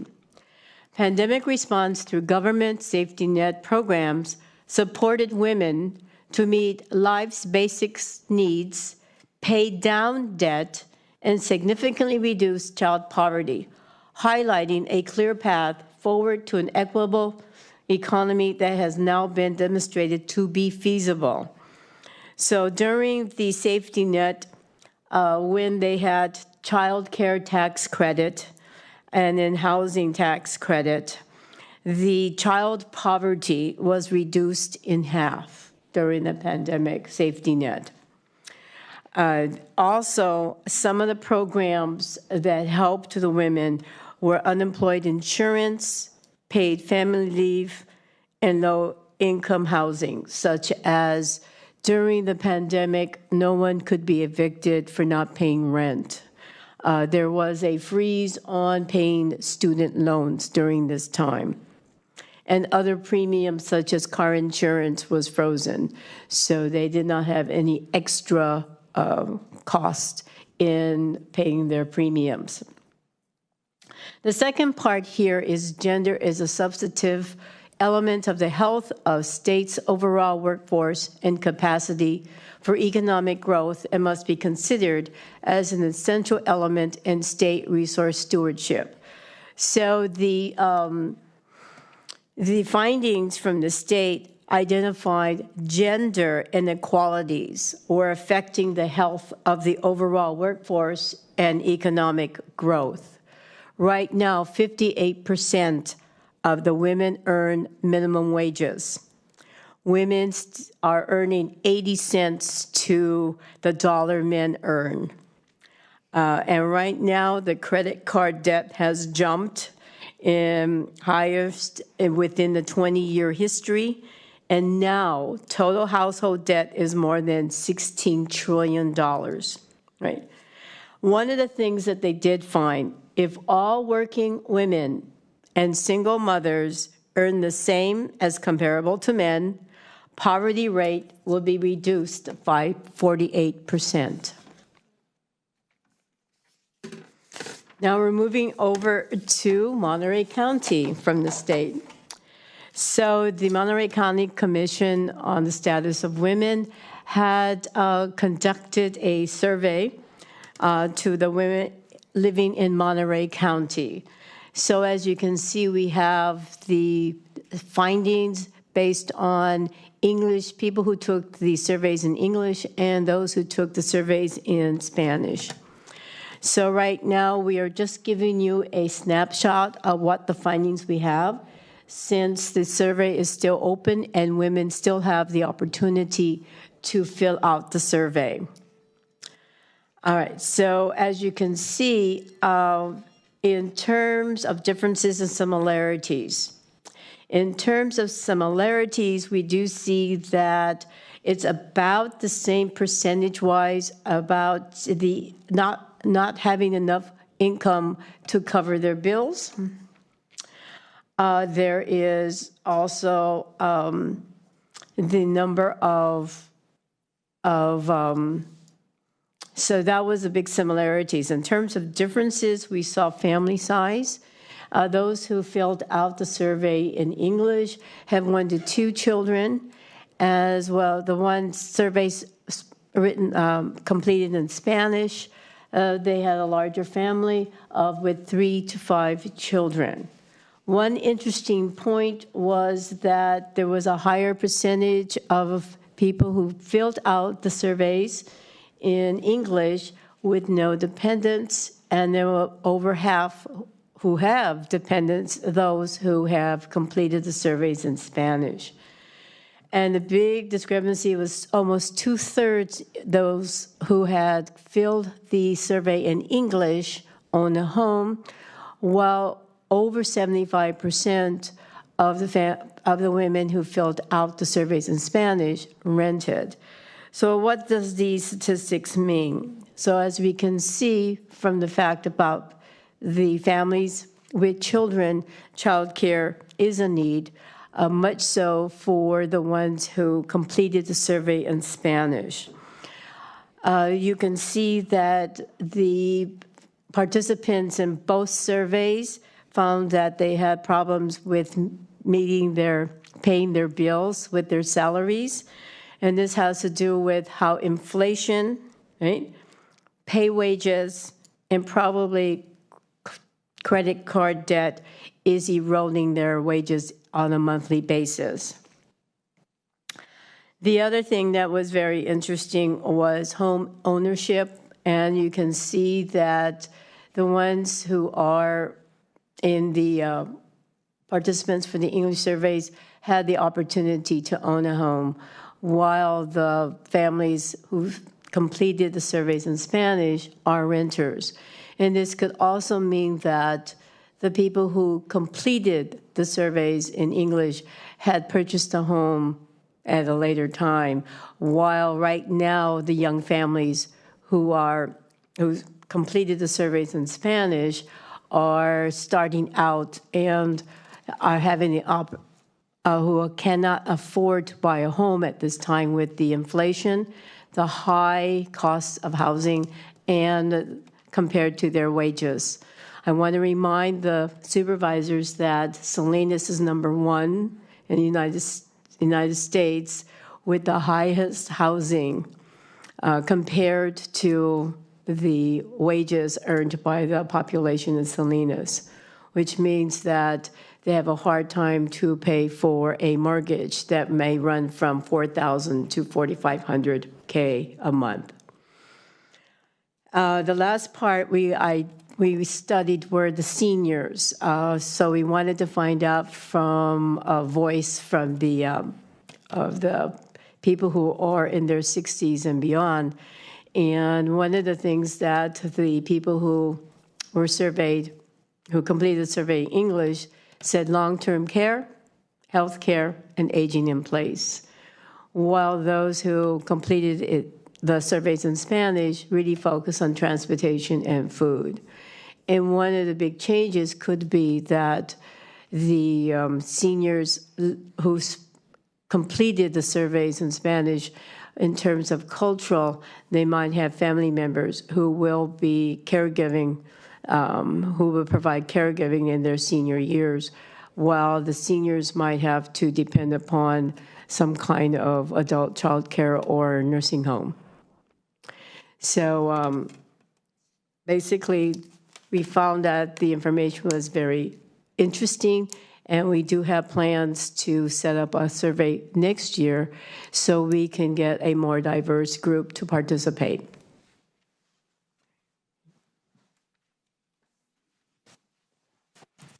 Thank you, Commissioner Jorge Garcia. Based on the information collected by this commission and presented today, we have the following recommendations. As supervisors, we ask you to honor the amazing women in your districts by presenting them with certificates of merit. Also, please appoint these women and other women to our commission and other commissions with vacancies. We saw quite a few vacancies. And then also recruit and hire skilled female professionals. Lastly, pledge equal pay for women and reduce the gender wage gap. Thank you very much. Thank you for the presentation and for the commission for putting this together. First, I'd just like to go out to the public, if there's anybody in the public that would like to comment on this presentation. See nobody in chambers? We have nobody on Zoom. Nobody on Zoom? Any comments from the supervisors? I would. Mr. Chair, I just want to thank our commissioners for bringing this report forward. I thought it was always appropriate to have some, at least during this month, we're celebrating Women's History, to also give a report to not only the Board of Supervisors and to our department heads, but to the public on the status of women, right, in leadership roles. And I know when I was chair in 2017, I think it was the first time working with the Commission on the Status of Women where we presented that report, and I'm glad that it continues. But now to also have the added information on the impact of the pandemic, which is also, I think, important for us to recognize. And so I appreciate that additional information, but I just really want to thank you for bringing this forward and providing this information, which is helpful for us as we make decisions throughout the year of how we could continue to mitigate some of the pressures of of that many of our women residents face every day. Thank you. Supervisor Adams? Go ahead, Chris. I too just wanted to express appreciation for the work that you put into this report. And Sheriff, if you haven't had the chance, the New York Times put out an article which was really good this morning about specifically Japan's economy and investments in the supports for women and the response that they've received around their economic boom because of those investments. So looking at a lot of the points you made about the pandemic and those particular outcomes and supports that were beneficial, looking long-term, I think it larger government investment in spaces that really support women, especially around affordable childcare, was called out in your presentation. There's a lot of alignment, so thank you for the presentation. Very timely. Go ahead. Okay. I was going to say, kudos to District 4 reps in the House. Thank you for stepping up to get this report compiled, get the survey compiled, the work that you're just doing and continuing to do on the commission. I think a lot of people don't recognize that for some of our commissions, we have a significant amount of staff support, and for other commissions, it really is the commissioners themselves who are doing the work, and that's you guys. I see you, I appreciate you. Also just want to say thank you for bringing the annual report to the board on a regular basis. It is something that we actually have policy and we ask of all of our commissions. However, when we get these reports, it does allow us to, I think, help know what you're up to and provide sort of a stamp of approval and say, yes, we want to support this. We want to see you continuing in that direction. So to that effect, I would love to see, I know we had a very robust annual recognition of outstanding women in the past.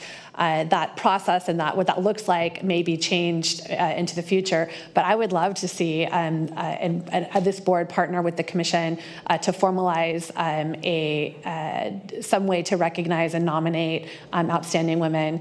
We're recruiting right now for Veterans of the Year, where we get to recognize veterans from each district. But it would be wonderful to have something like that done. So I'm not sure if with this recommendation you're suggesting that we sort of do our own district processes, but I think having a county-wide process that's led by the commission would be fantastic. And if that's something that the commission has capacity to work on in the coming year, I would love to be able to have that come forward and then formalize the process.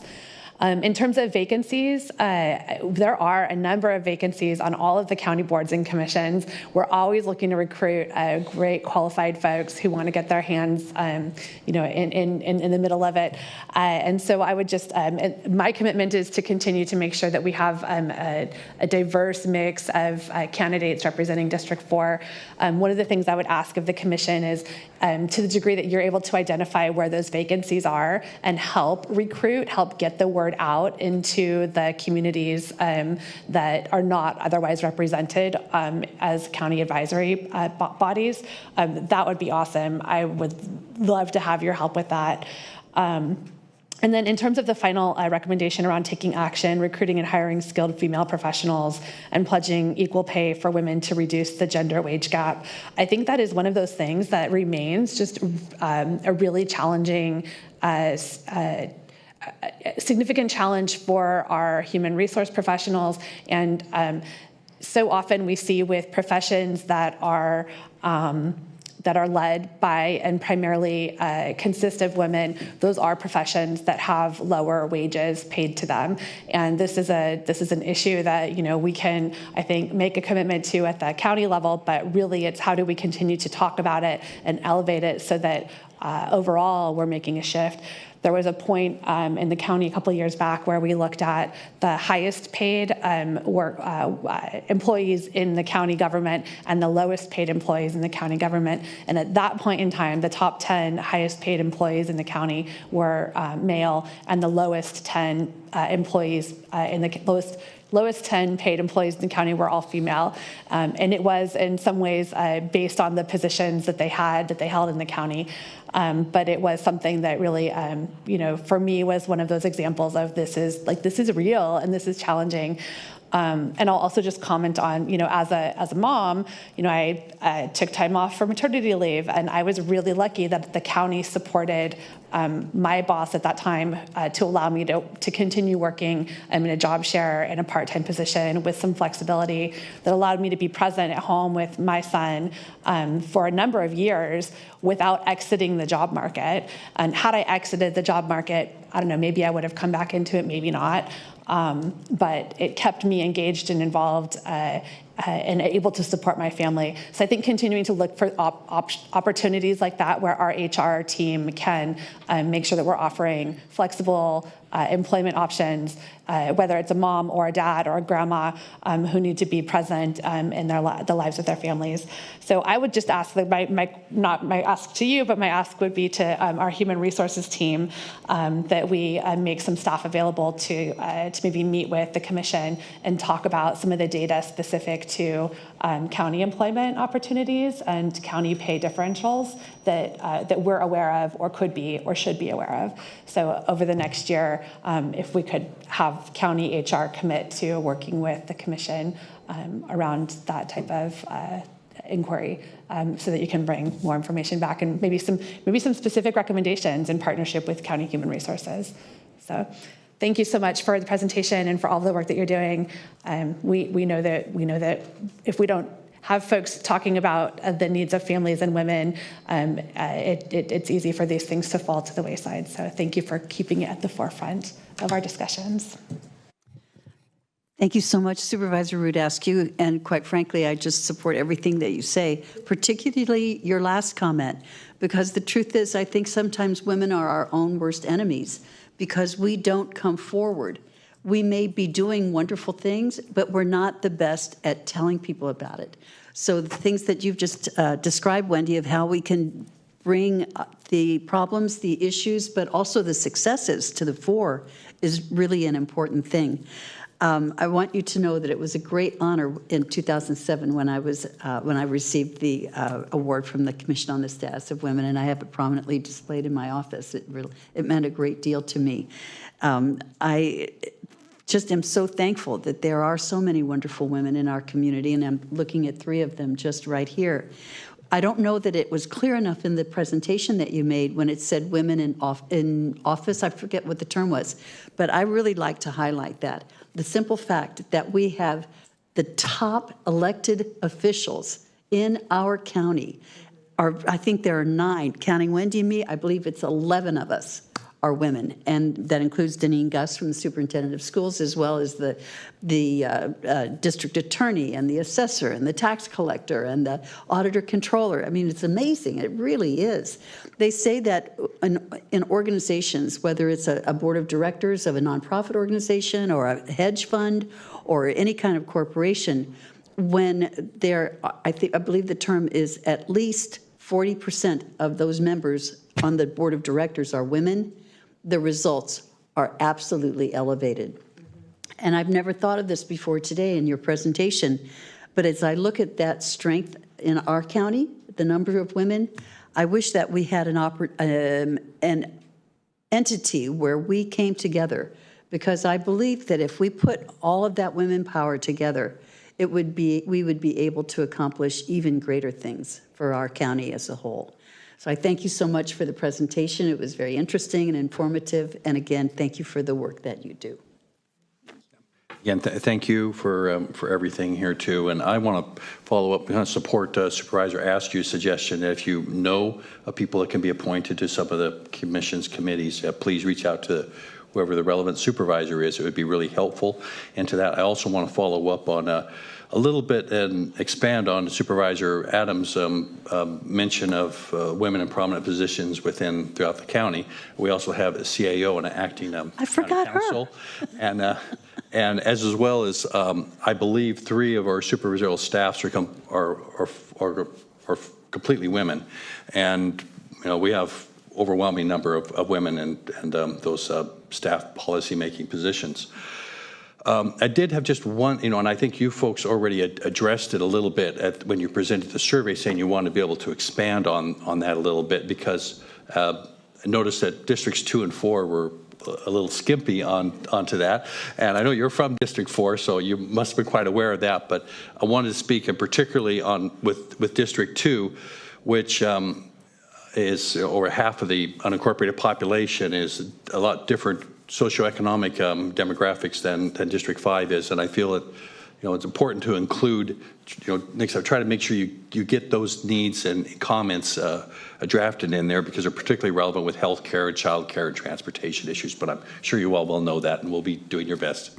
Absolutely. And I think a challenge for us was that the survey was launched probably less than a month before we had to, about 6 weeks before we had to submit our presentation. So, we as we move forward with issuing a new survey, we will do better in expanding to the different areas of our district. I know I am proud to serve in District 2, but in my capacity with work, I work a lot with the Salinas Valley community. So I was working to push, to our Spanish speakers and also our indigenous community. So moving forward, we'll do our best to ensure we represent all of the district and not just some districts. So thank you. I know. Thank you very much for everything. Actually, I'm going to add just a little bit to that. The survey will remain open through the end of the year, and then we'll have another survey next year. And so the hope is that while this is great to have annual reports, those annual reports will get better in 5-10 years, and we have 10 years of data, 5 years of data of all of that. So more to come with our next presentation. Thank you. The first presentation always identifies what you need to do for the second one. Exactly. Thank you. Thank you very much.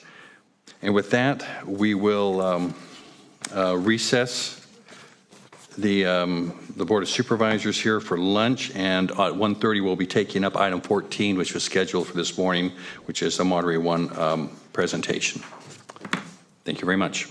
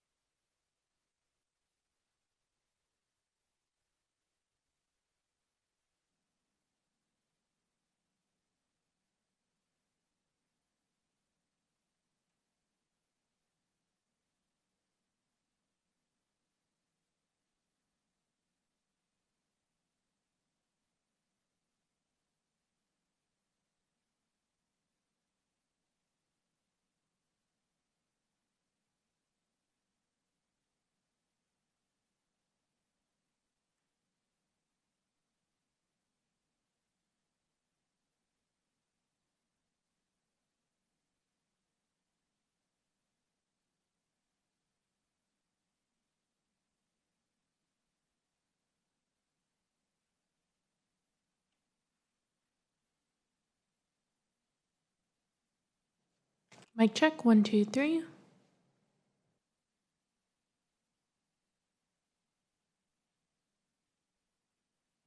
Mic check, 1, 2, 3.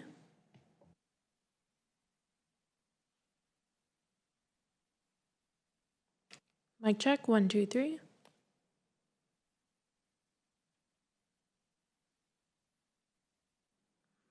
Mic check, 1, 2, 3.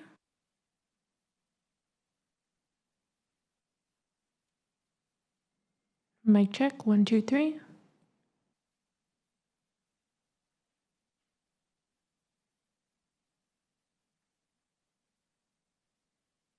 Mic check, 1, 2, 3.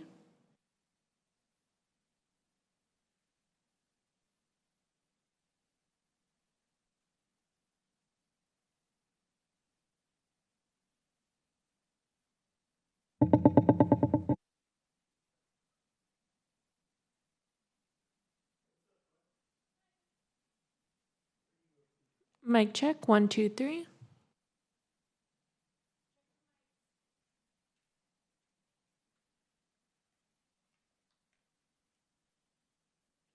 Mic check, 1, 2, 3.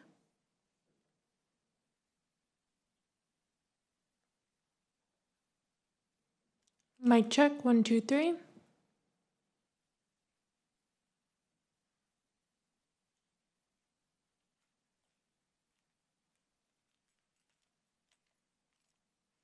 Mic check, 1, 2, 3.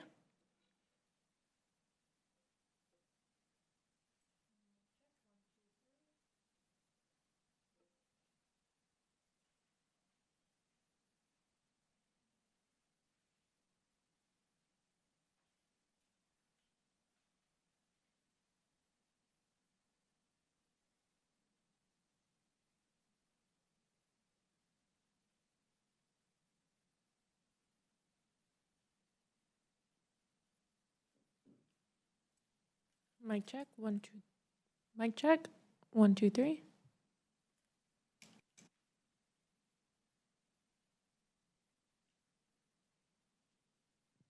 Mic check, 1, 2, 3.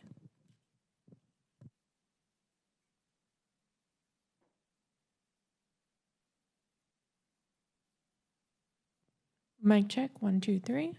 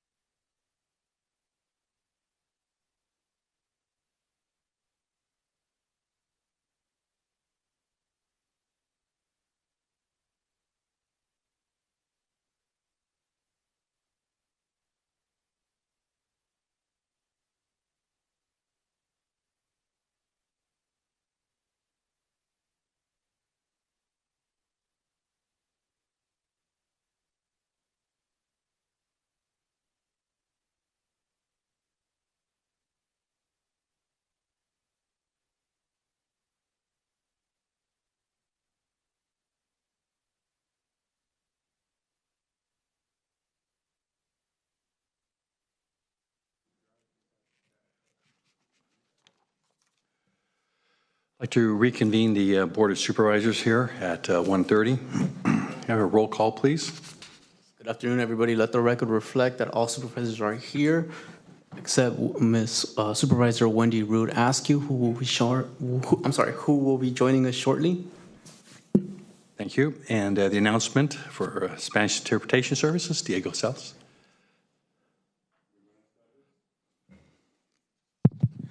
Muy buenas tardes, mi nombre es Diego Celis, seré su intérprete español-inglés y inglés-español para la reunión de hoy. Si usted está planeando hacer un comentario y necesita servicio de intérprete, por favor hablar lenta y suficientemente fuerte para que yo lo escuche. Favor hacer una pausa al final de sus oraciones para asegurarse de que tengo la oportunidad de interpretarle. Muchas gracias. Thank you, Diego. And so we'll take up the first item, which is going to be item 14, Monterey One water presentation to participating entities. This was supposed to be cut this morning, got delayed to this afternoon. Thank you, Mr. Shudo, for waiting, and apologize for you're the first one that, in my tenure as chair, that rolled off from morning to afternoon. So. It's an honor to be the first one.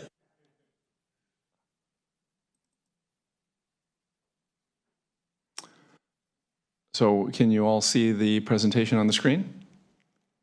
No? Okay. Oh, there we go. So thank you, Chair, Supervisors. My name is Paul Shudo. I'm the General Manager at Monterey One Water. And what I'm hoping just to do a brief overview today, as requested by the Chair, is on Monterey One Water and our weighted vote process that we use as part of our joint powers agreement. As a little bit of background, as you know, Monterey One Water is the regional wastewater conveyance and treatment facility, as well as recycling, both for agricultural irrigation and Pure Water Monterey for potable use that is injected into the Seaside Basin. We have 10 appointed members from our 10-member agencies. So therefore, back when the agency was formed, a weighted vote formula was put into effect so as to hopefully break any ties that happened during voting. At this point, we're just investigating whether all the members would be open to changing and what that means. So with that, I'll move forward with the presentation. More background, we were formed in 1972. You can see on the little timeline down there, City of Monterey, Pacific Grove, and Seaside County Sanitation Districts were sort of the founding three. As time went on, and this was because of the Clean Water Act and the need for better treatment, better disposal, and so on, additional cities came into the fold. The last being in 1989 when Marina Coast Water District became effectively the 10th member entity. The JPA has really not changed much since 1979.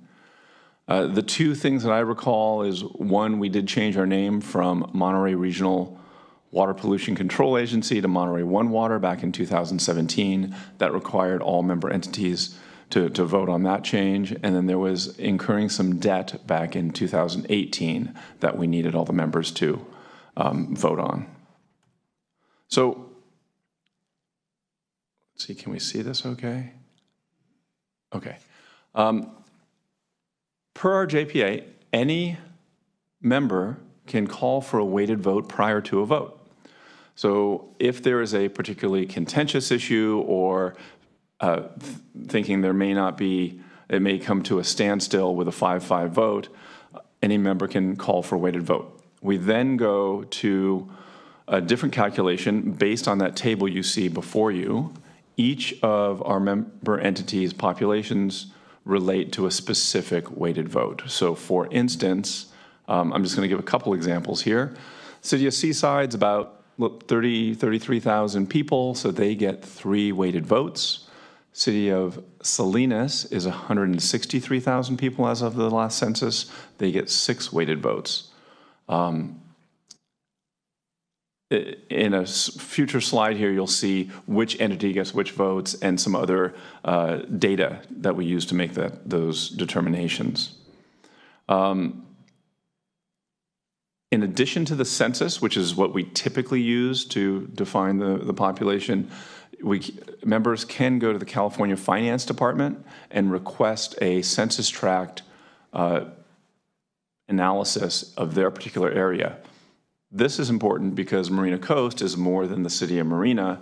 They encompass parts of the former Fort Ord as their official boundaries. So they do submit those verifications from the Department of Finance. So to change the weighted vote, we actually need to change our joint powers agreement. It's not just something that our board can do. It requires action by all the member entities. So as you see here, we need a majority of our board to say, yes, we would like to move forward with any change to the JPA. Of course, here we're talking about the weighted vote. And then we would take it to each of our member entities, the Board of Supervisors included, and every single one needs to vote in approval of it. It doesn't need to be unanimous amongst your council or board, but you do need a majority. So in essence, any single member entity has veto power over changes to that joint powers agreement. I apologize for all the numbers and letters on this slide. I know it's not the prettiest thing in the world. On the left-hand side, you see our member entities. And what we tried to look at is how the weighted vote has changed through time. From 1979, what was the intent of that separation based on population through 2022, or when we received our last census, and how many weighted votes there are, and the percent influence on our board. So you can certainly see currently we have 22 weighted votes, and they range from 1 to 6 weighted votes per entity. The reason for this proposed change, as we've discussed at the Monterey One board, is the city of Salinas has increased in population dramatically over the time frame of the agency. You'll remember back on that earlier table, the largest population break was 100,000 or more, and that's the 6 votes. Well, with Salinas there at 163,542, there certainly seems that we should be able to change the weighted vote to better reflect population increases moving into the future. When this was developed back in the 70s, I think it was just considered no city is going to really get that much larger. So here we are today in hopes of maybe correcting this moving into the future. This is a subset of the data that we've looked at. We certainly look at flows from the member entities, revenue, population served, like you see here. There's a number of different ways to slice the data to see options for a different weighted vote. So we're just here to provide you the information and let you discuss it amongst yourself. At some point, we are going to ask, are you inclined as a board to say, yeah, we're open to having this discussion, or no, we really don't want to. We need to have that information from each of our member entities so as to have a more comprehensive discussion at our board. With that, I can certainly answer any questions or go backwards in slides if you'd like to see anything. Any questions from board members? Supervisor Adams?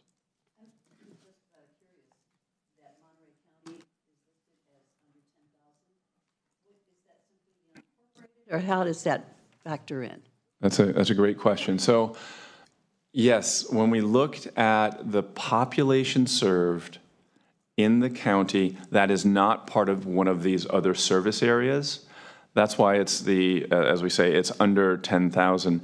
We actually counted it up, and my recollection, it was in the 200 or 300 range. Some of the farm worker housing developments that we've put into play, and a few others. If you look at Monterey One's population base, it does fall within these other jurisdictions. So that was a question that other supervisors have asked is, well, that seems very small compared to our overall population, and it reflects back to the population served, if that makes sense. So does it mean, is it registered voters, or is it just if you happen to live within the unincorporated area? Because I'm surprised that when I think of Carmel Valley plus Pebble Beach plus Highway 68 corridor, you know, I feel like I represent Big Sur, you know, at least 10,000 people. Absolutely. And it's actually population, not registered voters, but it's population in the county area that Monterey One Water serves. So, for instance, Carmel Valley, Carmel is Carmel Area Wastewater District, along 68, Pasadena, and those have their own wastewater treatment facilities. I forgot what the name used to be two iterations ago. Exactly. Thank you. Any other questions? Yes. I do. So thank you for the clear presentation and for sort of making the rounds to weigh interest. It's a complicated thing to make these kinds of changes, so getting the feedback of everyone, I think, is wise. How often, or what are the scenarios under which a weighted vote has been used in the past 10 years? How many times has a weighted vote been used, and what were the reasonings? And how did it change the outcome of the discussion? So that's a wonderful question. In all honesty, we haven't used weighted votes very much. And what I do have is I've had us pull some data for the last 14 years. So from 2010, so in that ballpark timeframe, we have had 12 weighted votes. As you can imagine, we've had hundreds upon hundreds of votes, but 12 weighted votes.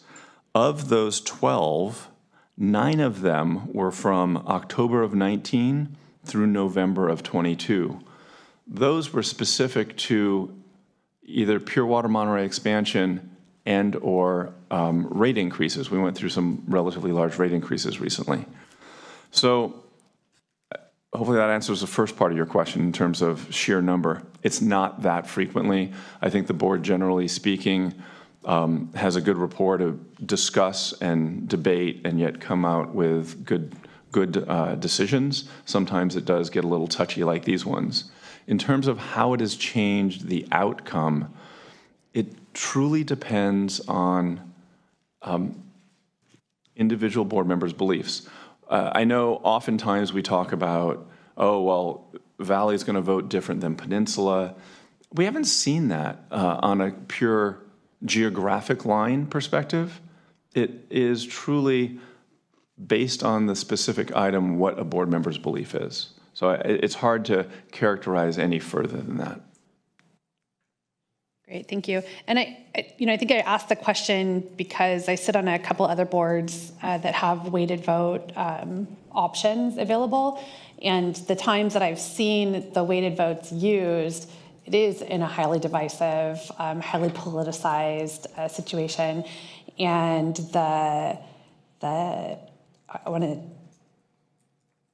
the risk of doing damage to the collaborative relationship of a body is real. And so I think that it's incumbent on, as we talk about adjusting, as we talk about using, as we talk about, working together in a regional manner, which is really what Monterey One Water represents, is a regional body that is only successful because you have the participation of 10 different member entities who each contribute and have their own interest areas. That the discussion about how weighted votes should be structured and when weighted votes should be used is a pretty important one. I think the other question that sort of comes up for me as we have the conversation about weighted votes is it's not necessarily the jurisdiction that's voice is always represented by the member who serves on the board. And so the risk that sometimes I worry about when we use weighted votes is that you have an outsized, that you have a representative representing a jurisdiction, but the jurisdiction may have a different perspective, and so it creates a different dynamic at play in that space. So I think that would be probably the biggest consideration that I have, or the biggest, and I don't quite know how you get around that. You can't be going around to every jurisdiction to ask for to have votes of a democratic process for having representation. But I think that would be the one concern or the one issue that I would grapple with as I think about how we collectively move forward to reevaluate a weighted vote system. Supervisor Lopez, you have? Yeah, I would be supportive of moving forward and analyzing different ways to approach this issue for several reasons. One is looking at the numbers and the structure there. Obviously, we're talking about issues of equity as well. We're talking about Salinas, who is primarily Latino, and concerns about, I mean, we've all been, this board has appointed members to boards who voted against the will of the larger majority of this board in certain instances in the past. But at the end of the day, I think we have to trust those elected officials and who those bodies appoint to make those decisions on behalf of the jurisdiction. But when I look at material issues of equity, I think especially for boards like this one, we've had weighted votes called at the Salinas Valley Solid Waste Authority around placement of landfills, landfills, plasma arc technologies, let's see what else, recent transfer stations, all those pieces, right? And the weighted votes were used to protect communities of color. And in this instance, where we're not giving that voice to the largest community of color in the largest city in the jury, I can understand why they're frustrated and perhaps making a little noise in this instance from what I've heard in the background. And so for that reason, I'm supportive moving forward, wanting to make sure that those pieces are captured and that we trust the elected officials even if we don't always agree. I think that those voices are the ones that are entrusted to make these decisions. And so as we do that, making sure that the numbers can as closely reflect the percentages so that we are empowering the communities who are carrying, because structure, the majority of the cost to make the systems that we're putting forward implementable, right? So understanding that there's a difference in some of the different projects that are there that might impact the cost question, I think that needs to be weighted. But large picture, I think population has to be the base for how we move forward. All that is to say that I am supportive of analyzing this and moving forward with options. Yes. I'm supportive moving, analyzing this further as well. But maybe just, could you enlighten me about why this came up recently, considering how few times the weighted votes have come up? And I do see that the last time, according to the 89 JPA numbers, it's been a while since it was amended, right? And out of all on the chart, I think 4 jurisdictions lose some percentages, 4 stay the same. I think Salinas goes up, as you rightly said, based on its population increase, about 3.5 points, and then Marina Coast would go from 9.5 to just over 3.5, gain of about another 4 percentage points. But most have a drop out of all the jurisdiction members. And then also I see the Moss Landing Community Services District. I don't know what the gray indicates, that they wouldn't have a weighted vote, or yeah. So I think a couple questions there, Supervisor Leo. One was, how did this come about? And that's a great one just from a history perspective. Back when Ray Corpus was still city manager at Salinas and Mayor Gunter was there, they broached the subject with me on what they felt was inequity because of the population increases and not having an increased weighted vote. And I can certainly see their perspective, and I told them I would work on this. Now, this has been going on for many years. We brought it to our board, it's got to be 4 years ago, and we didn't get traction, so it was sort of shelved for a little bit. We go to 2020 timeframe, and Marina Coast Water District, they did a LAFCO expansion of their service area, thereby bringing in more population base, thereby getting an additional weighted vote. Well, that put a spotlight on this issue also, and representatives from Salinas at the time and subsequent have kept pushing this. So that's sort of how we got here, of why we're doing this. As Supervisor Lopez says, Salinas has been saying, hey, I think we have an underrepresented population based on the weighted vote on your board. So that's sort of the common theme. Does that answer the first part? Yes. Yes. Okay. Then to the table in front of you, and I apologize if I wasn't clear, the far right column of 2022 JPA members, that is our current weighted vote. Oh. So that is where we're at. And you're absolutely right. Salinas has increased from 89 because of their population increasing. Just the nature of more votes, so people that maintained one vote, their percent influence went down. The dark gray, Moss Landing Community Services District was actually absorbed by the Castroville Community Services District back in, I want to say the 16, 17 timeframe as well. So the population for Castroville Community Services District reflects Castroville as well as Moss Landing. So you'll see where from 89 to 22, their population increased dramatically. That was part of that effect. So then on the far right columns, that's the weighted vote now. So then what would, if it were to change, what would it look like then? Because that's not listed on here then. That is not listed. Based on the current census data. So this does reflect the current census data, but what we were providing to our board were some different options, where that earlier breakoff was at 100,000 population. Maybe we increase that to 150 or 200. And so we came up with 3 or 4 different options for our board to consider, which would incrementally increase Salinas and or other votes. By no means would Salinas get a majority. It is still a joint powers agency, which is a regional authority. But if interested, I can certainly send to your clerk some of the options in a staff report we brought to our board last year for review. Great. That would be helpful. Thank you. Mm-hmm. Yes, I have just curious on one particular piece of information which you probably don't have. You said there were 12 weighted votes. And I'm curious, when you look at the results from a weighted vote as opposed to a non-weighted vote of how people voted, would it have made a difference on those 12 votes and the final result?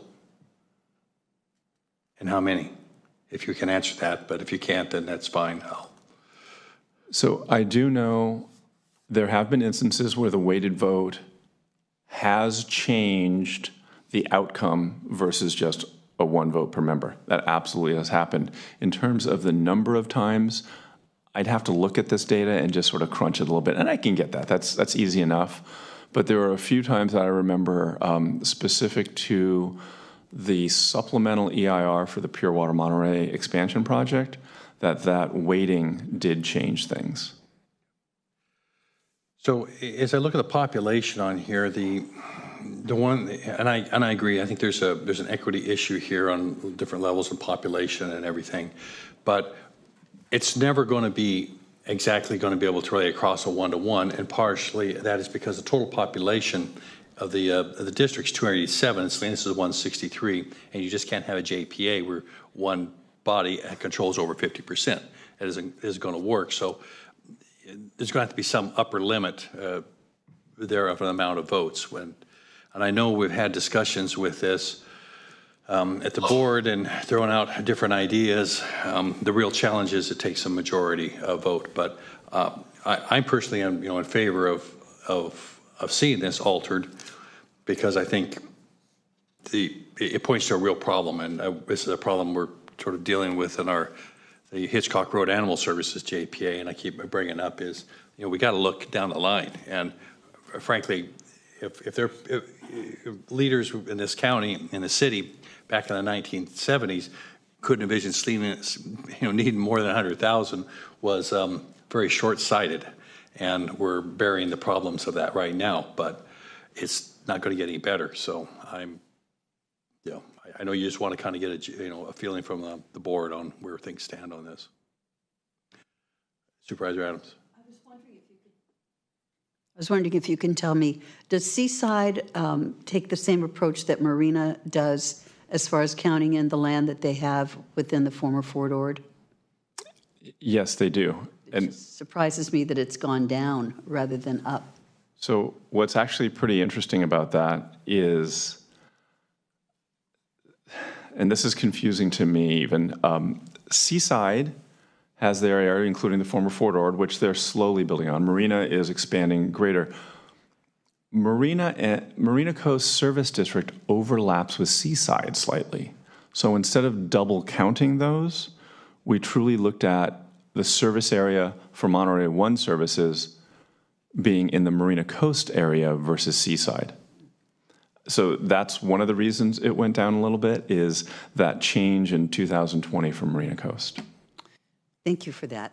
And then considering the change in leadership at the city of Salinas, I'm kind of curious, do you think that your board has an appetite to change the weighted voting metric? So that's certainly one of the reasons I'm doing these presentations, but just from a gut feel perspective, you know, I'm a water person, so I'm a glass half full person. So I think there's a way to get there. I honestly do, where everyone can understand the equity issues that we're facing and how to address them without adversely affecting the whole. Having said that, I mentioned that any one member can have veto power, and that's what I guess is the downside. I mean, I'm hopeful, but I'm not 100% certain. Thank you. And this is the first presentation that you've done to any of the entities, or have you gone to others already? I've gone to 2 others. I've gone to the city of Seaside and the city of Sand City. Thank you. Mm-hmm. Any other comments?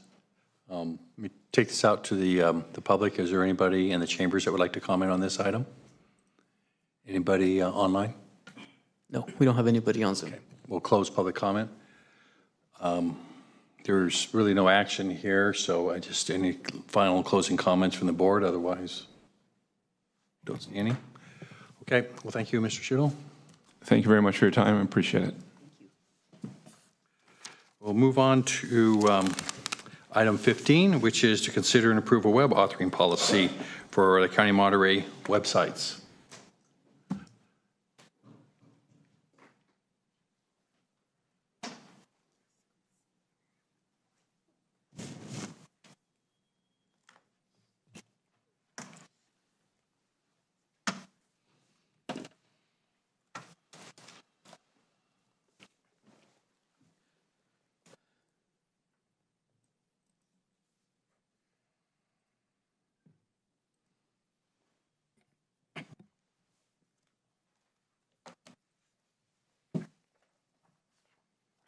Good afternoon, Chair and board members. We thank you for your time today on what I think is a very important and great benchmark where we come with the county through Communications Bureau and our partnership with the Information Technology Department.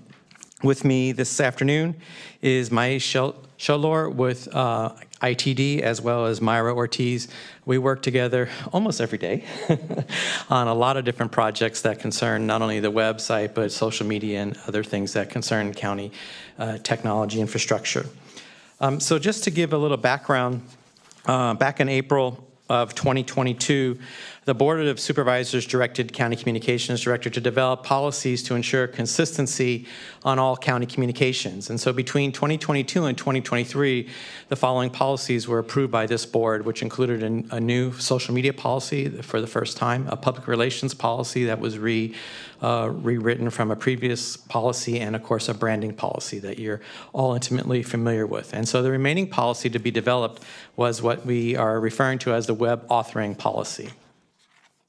And so the web authoring policy, by way of background, we did a lot of research into similar policies in other government agencies and quasi-government agencies, including state and local, federal, as well as institutions of higher education, because there are quite a vast difference in the various different policies that are out there with regard to web content and web authoring.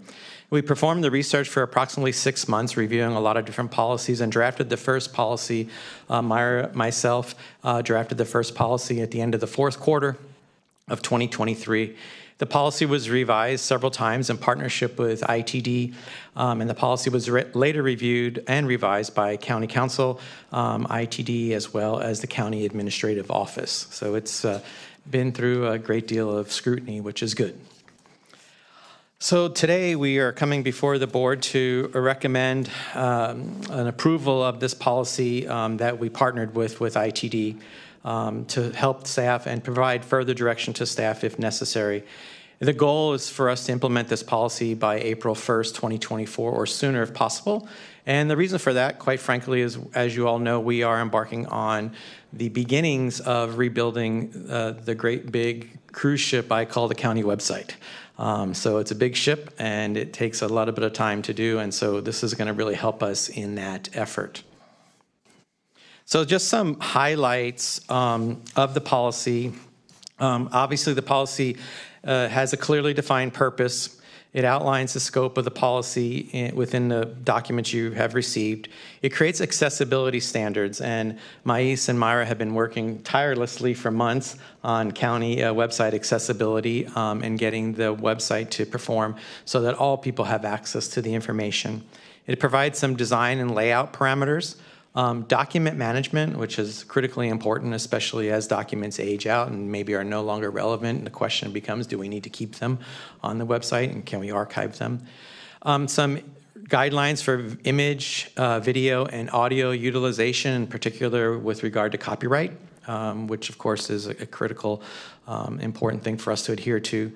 Structure and page hierarchy, quality assurance, language accessibility, copyright guidelines, linking guidelines when we're linking outside the county website in particular, and then what's prohibited content, and then consistency with regard to roles and responsibilities from an IT, communications, and departmental standpoint. So ITD's basic role in this, and of course I will let Mais and Myra add anything they would like to this, but obviously is to have website accessibility compliance and to continually review that. Programming and troubleshooting support for the departments. The web authoring policy compliance and support and training. And so we are planning, Myra has been working on planning to do a web author training in the coming months. Partnering with the Communications Bureau on design and layout consistency and standards, website best practices adherence, and of course, main website ongoing review and ADA compliance.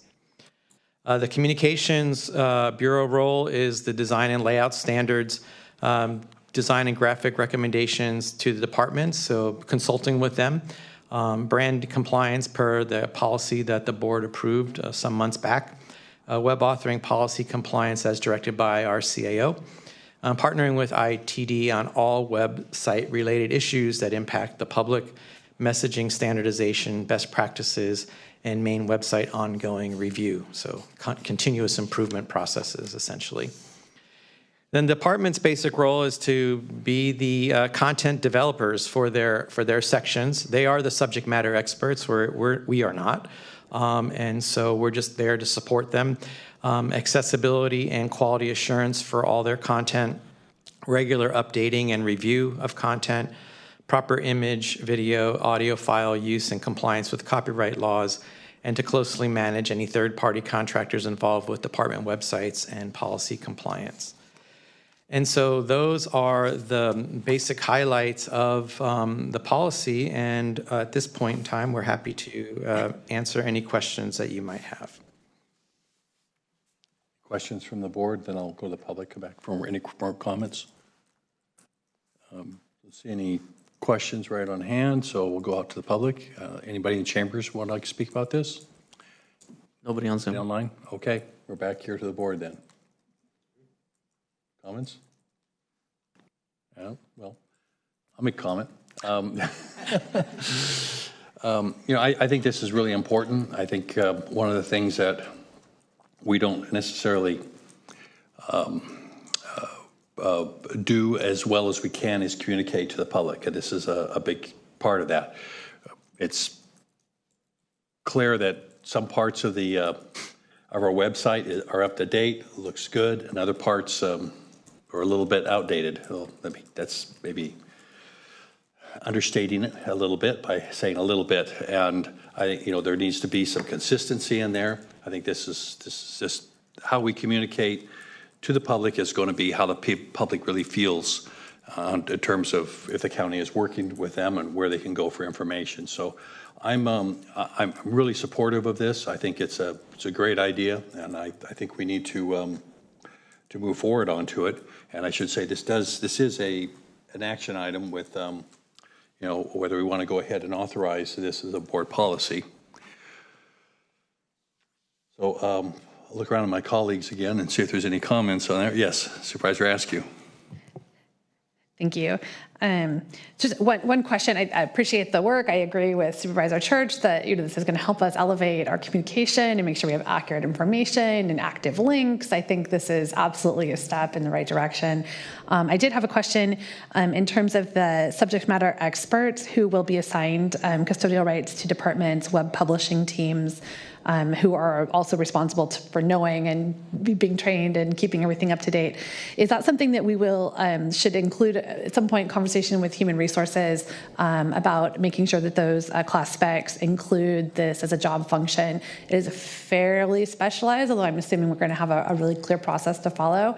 I just want to make sure that we're recognizing the additional workload that we put on different folks who, in many cases, subject matter experts have other duties that they're really busy working on.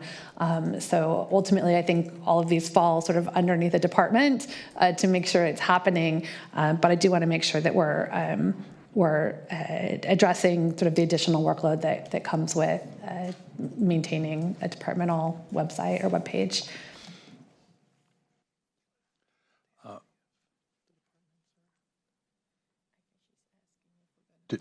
Did you going to follow up on? Yeah.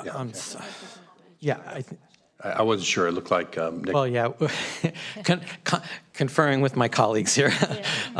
So I think we can reach out to HR for certain, Supervisor, and also work with County Council with regard to that question. Historically, the departments have assigned people to be web authors, and to the best of my knowledge, it is part of their regular work responsibility to that end. I'm not sure there's been any issues historically there, but we certainly will follow up with HR on that. So my only real concern as we go forward is really making sure that this version of our website is kept up to date, because as I mentioned a few minutes ago, there's a tendency to forget about it, and it makes the county look bad, it makes the department look bad. And I, don't know how you're planning on to really enforcing that with the, you're not usually directing department heads what to do. Great observation, Supervisor. I'm going to get a badge, though. It's going to say Web Police. So, no, this is a partnership. So we view this very much as a partnership and a collaboration. We have addressed the concerns of department heads that have come to us directly with concerns about this policy. They had time to review it since it was moved on the agenda a few times. So we've had those individual meetings. We plan on supporting them any way we can to help them achieve their goals. I mean, after all, it is not just one individual goal, it's a collective goal, to your point about communication and being clear in our communication and up to date. And of course, following best practices. A lot has changed since this current version of the website has been developed. And so our goal is to bring it into the most up-to-date best practices in partnership with all the departments. Thank you. Well, with that, I'd be happy to move and authorize this. Second by Supervisor Lopez. All those in favor? Aye. Opposed? Motion passes. Thank you very much. Thank you so much. With that, we'll move on to item 16, which is to receive a status update on the cannabis program Growing Equity Together. And is Joanne, are you, Aramoto, you're online? Yes, I am. Please go ahead, Joanne. Thank you. So good afternoon, Joanne Iwamoto, Cannabis Program. Here with me today is Miles Etchenick, Management Analyst 2, and Robert Brer, County Counsel. Next slide, please.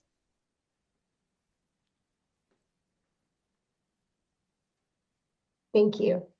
So we are here today to present an update on the Growing Equity Together program, which is the equity component of the cannabis program, to talk a little bit about the past grant funding and to request approval of proposed revisions to the GET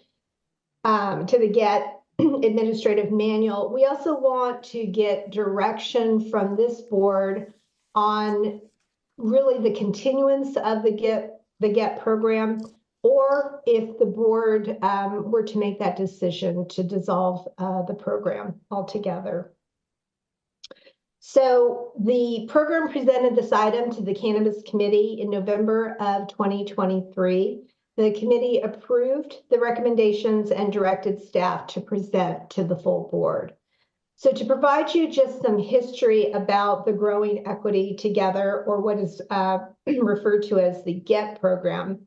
The program was established and enabled by funding through the Cannabis Equity Grants Program for local jurisdictions, which is offered by the Governor's Office of Business and Economic Development. The program initially applied for what they call a Type 1 grant in December of 2019, and we were awarded $150,000 to conduct an equity assessment. The findings of the equity assessment, which were prepared by Cal State University Monterey Bay, were presented to this board in August of 2021. And then the staff returned to this board in October of 2021 with the proposed framework for the GET program. And that was adopted and approved in December. As with the equity assessment, the GET program was dependent upon additional funding by GoBiz. And we again applied for another grant, and this was the Type 2 grant, and we were awarded $550,000. I want to just tell you briefly about the small dollar amount of the award. So when we decided that we were ready to look into an equity program for under the cannabis program, we really wanted to start small because we wanted to learn from others, from other jurisdictions on what their challenges were, and we wanted to be able to assist those that were interested, but we weren't really interested in applying for the very large grant dollars that many of our jurisdictions, our neighboring jurisdictions applied for. So we went ahead and applied, and we were awarded that grant in February of 2022. We put together 2 agreements with outside providers, which was pretty much required as part of the grant. And for us, there was an extensive work being done to establish the procedures on how to distribute the grant funding. And as you are aware, last year, we began the audit with the state auditor's office, and we learned a lot about having a paper trail and making sure that the operators who were, or the participants who qualified and were applying for these funds, that they too had kind of their paper trail in place. Today, presently, we have 14 equity participants that were verified. Next slide, please. I'm going to be honest with you, the GET program has faced many challenges, not only from a program perspective, but from the participant perspective. Many of them, they were not able to secure a property within the allowable zoning areas, which really delayed a lot of time because they were continuing to look for properties, but they just weren't able to find them. They also were not able to secure funding outside of the grant, meaning we were giving them referrals to the economic development manager to find alternative funding sources for them, but many, in fact, maybe all of them did not qualify. And then there were challenges in meeting the requirements of the land use permit application. Now, since that time, and if we look forward to today, because this board did approve the removal of the requirement to show that proof, that could make it easier for these participants going forward in the future. But I do want to recognize the fact that those amendments to the ordinance have not been completed as of yet. 10 of the 14 participants were previously cultivating under Prop 215. There was also a component of the award that we were going to create this retirement and remediation and relocation kind of concept, but through further decision, the board decided to remove that from the GET program, which did create it just created it created barriers for them to find that property. And then, of course, there's CEQA, and it was part of the award that we were going to do an EIR for really the cultivation area, the allowable cultivation area of District 5, but that again was removed. So CEQA will play a very challenging role for some of them if they are required to do that, because it is a very expensive cost. Next slide, please. And then I wanted to talk a little bit about the grant. I know we've talked about this with you in past presentations. And so between this board, who did send a letter, and of course others on behalf of the participants and the program itself, we tried to get an extension for the grant, but unfortunately we were denied, and it went all the way to the top. And we were not able to utilize all the funds. And so last year in December, I believe the CAO's finance department did transfer the money back to the state, which was required. And now at this time, what I'm going to do is I'm going to hand it over to Miles Etchnick, and he's going to present the last two slides. Miles. Thank you, Joanne. Good afternoon, Chair Church and members of the board. Miles Etchnick, Management Analyst 2 with the Cannabis Program. So the letter that was referenced in the previous slides, next slide, please. So the letter that was mentioned by Joanne in the prior slide addresses a conversation with GoBiz staff regarding the eligibility criteria of the GET program. During a meeting that we had with GoBiz staff in May of 2023, the program staff were informed that the following GET eligibility criterion was in violation of clauses of the United States and California Constitution, and more specifically, Article 1, Section 31 of the California Constitution relating to Prop 209. And that criterion was an individual from a historically oppressed group. Program staff were informed that this criterion would need to be removed to receive any future award through a subsequent grant solicitation, but that this exclusion would not be applied retroactively to the existing grant award.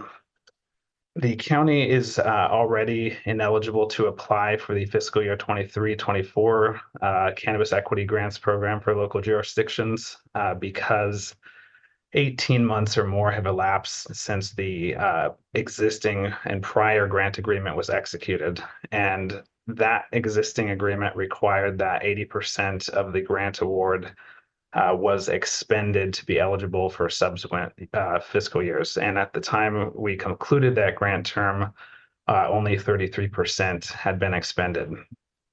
As such, we will not be applying for another grant in this calendar year.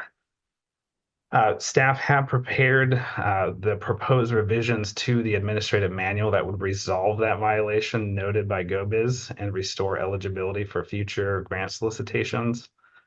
And this administrative manual was first presented to the Cannabis Committee in December of 2022 and later approved by the full board in January of 2023. This manual would rely upon committee review and input to promulgate administrative rules and procedures that are consistent with the purpose and the intent of the GET program. These proposed revisions can be found redlined and clean in attachments C and D respectively. Next slide, please. In conclusion, staff is grateful for the support of the board to develop and implement the GET program. Despite the challenges of its accompanying funding, we would like to acknowledge some of the positive outcomes that were enabled by the GET program. 9 of our applicants enrolled in cannabis courses. 7 of those were for self-paced online certification courses that are specific to cannabis, and 2 of those converted to a live semester. 10 of our applicants scheduled 35 one-on-one meetings with subject matter experts. 6 received their permit application fee waivers valued at approximately $45,000, and 2 of our applicants received their full grant allowances of $17,000 each. We do believe in the intent of the Cannabis Equity Grants Program for local jurisdiction, and by extension, the Growing Equity Together program.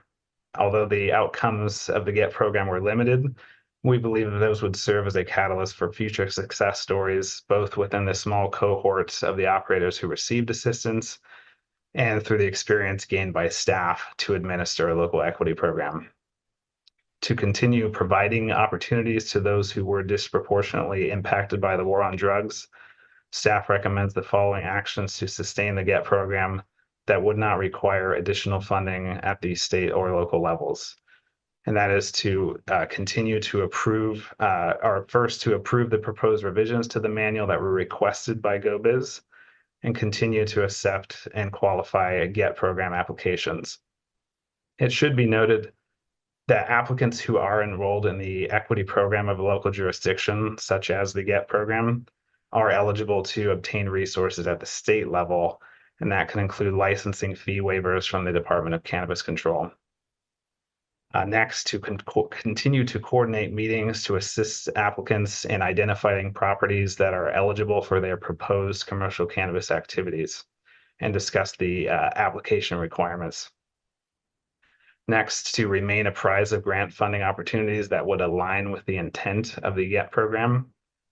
And lastly, we would like to reinforce that staff believes that these tasks could be absorbed within the workload of existing allocations.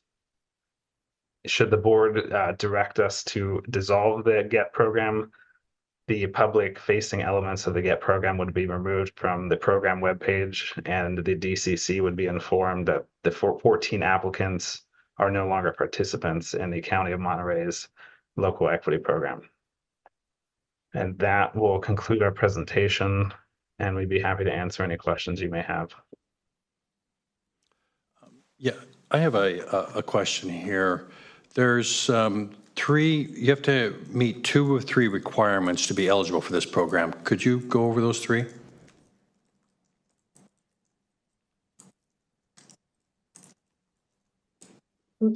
Miles, could you just go over the 3? Yes, I'm just pulling that up here.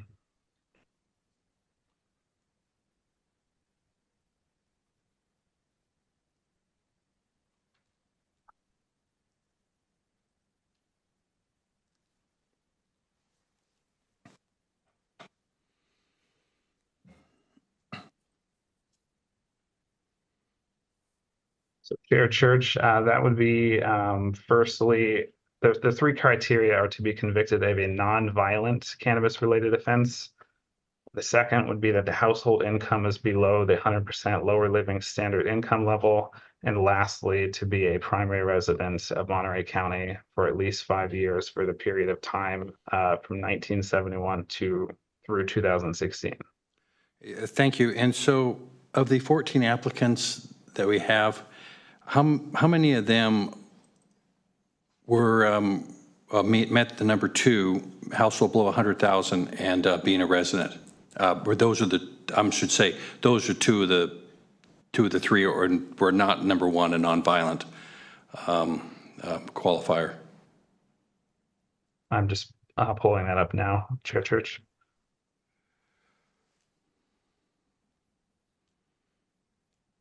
So the criteria in question were number 3 and number 1, is that correct? No, I actually, it's my assumption, and this is what I'm just trying to clarify. My assumption is that all the applicants probably have number 1 in common, but I'm just curious if any of them were not a number 1 applicant there, but were just 2 and 3.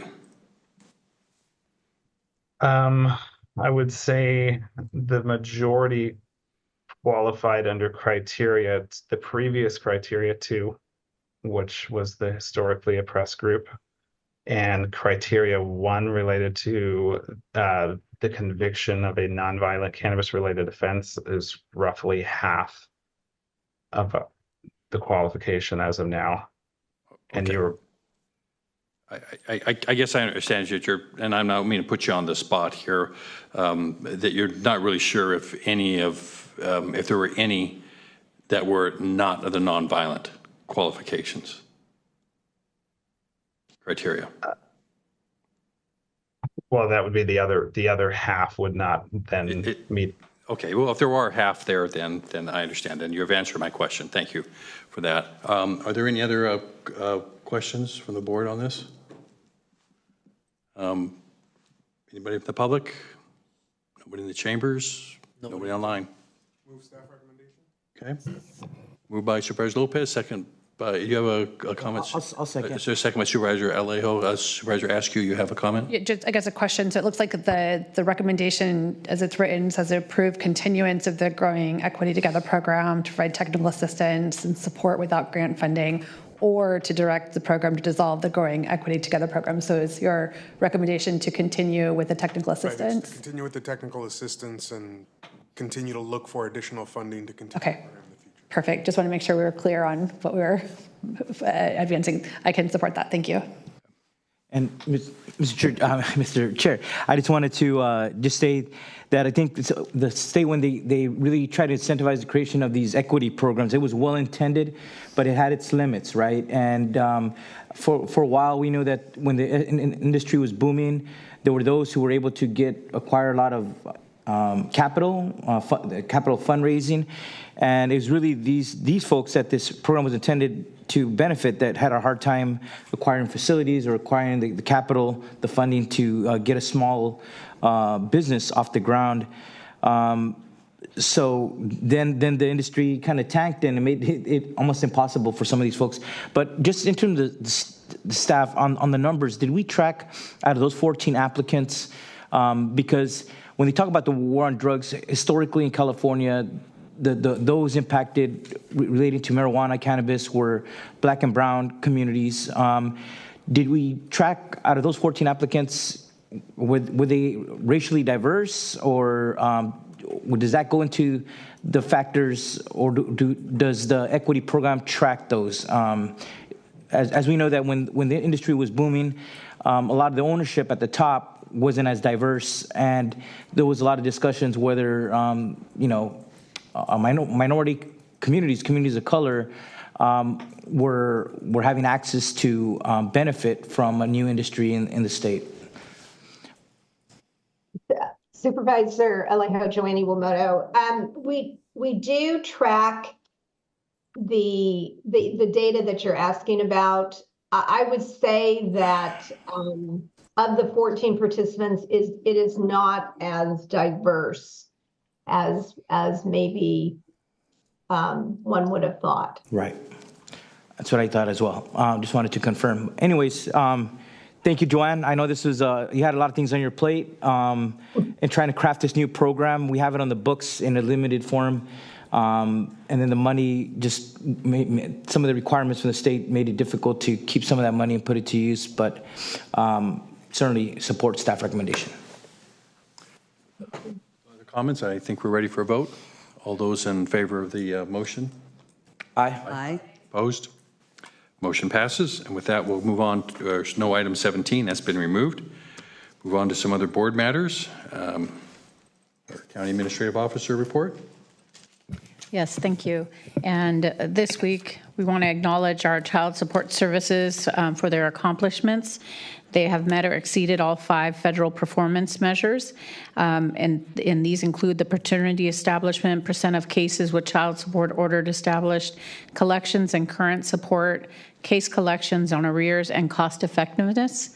In addition, they've collected over $43.69 million in child support and outperformed all other medium-sized California child support counties in child support collections. And with the Ring the Bell collection program, they collected over $335,443 from 7 collections. So just acknowledging the great work that's being done by our child support services team in support of our families in our community. And thank you. 335,000 from 7? From 7 collections. Wow. Thank you.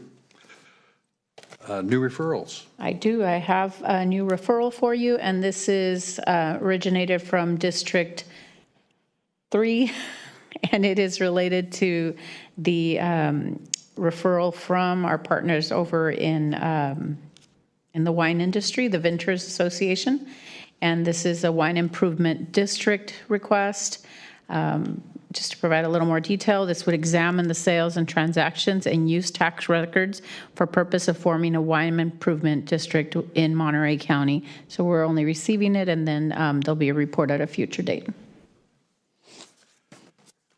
For a question for CEO and for Supervisor Lopez, do we have one of these yet in Monterey County? Would this be the first in the region?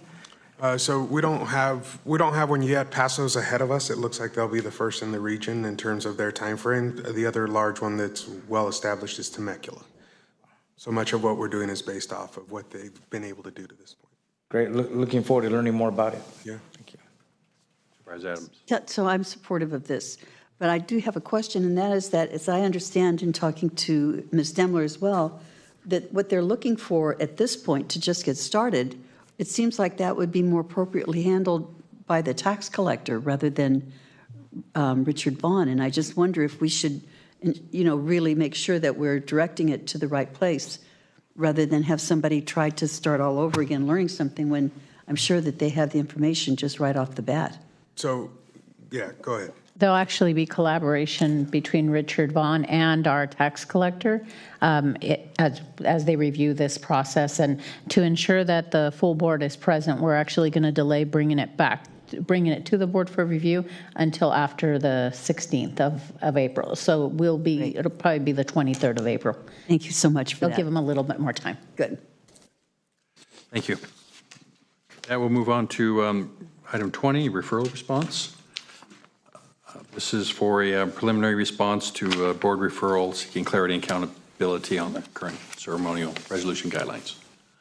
And hi, this is Valerie. Sorry I couldn't be there in person, but I'm here to present to the board regarding receiving a preliminary analysis response to the board referral number 2024.02, which is seeking clarity and accountability to the current guidelines for ceremonial resolutions.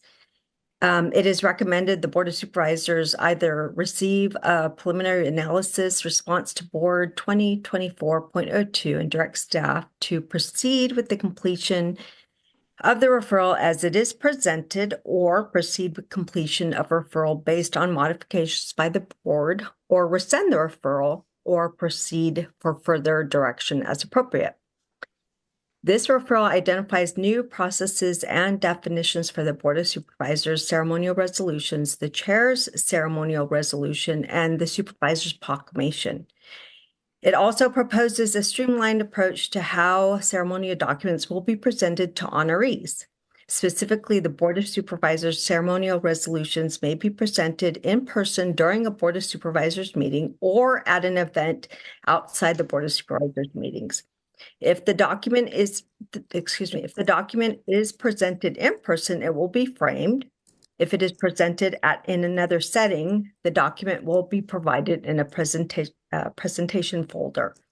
The document is reserved for recognizing persons who have at least 15 years of service to the county and communities of the county, and is the highest form of recognition from the Board of Supervisors. This change promotes cost savings in addition to providing for additional time for county business to be heard in the morning sessions of the Board of Supervisors meetings. The other proposals reflect the chair's ceremonial resolution, which will be presented via presentation folder and will not appear on the Board of Supervisors agenda. The supervisor's proclamation will be provided by the supervisorial office using presentation preferences determined by each office. And that's the conclusion to my presentation. If you have any questions, please let me know. Thank you, Valerie. I'm supportive of this. There's a couple other things I just want to bring up as I started to look at it and think a little bit more. One is we're not really using the language resolution or proclamation appropriately. A resolution is when you're honoring an individual and organization for a notable achievement. A proclamation is when you're identifying a date, such as we had here today with March being Social Worker Month. So we're not, you know, it seemed like that really should be perhaps clarified with standard language that is commonly used.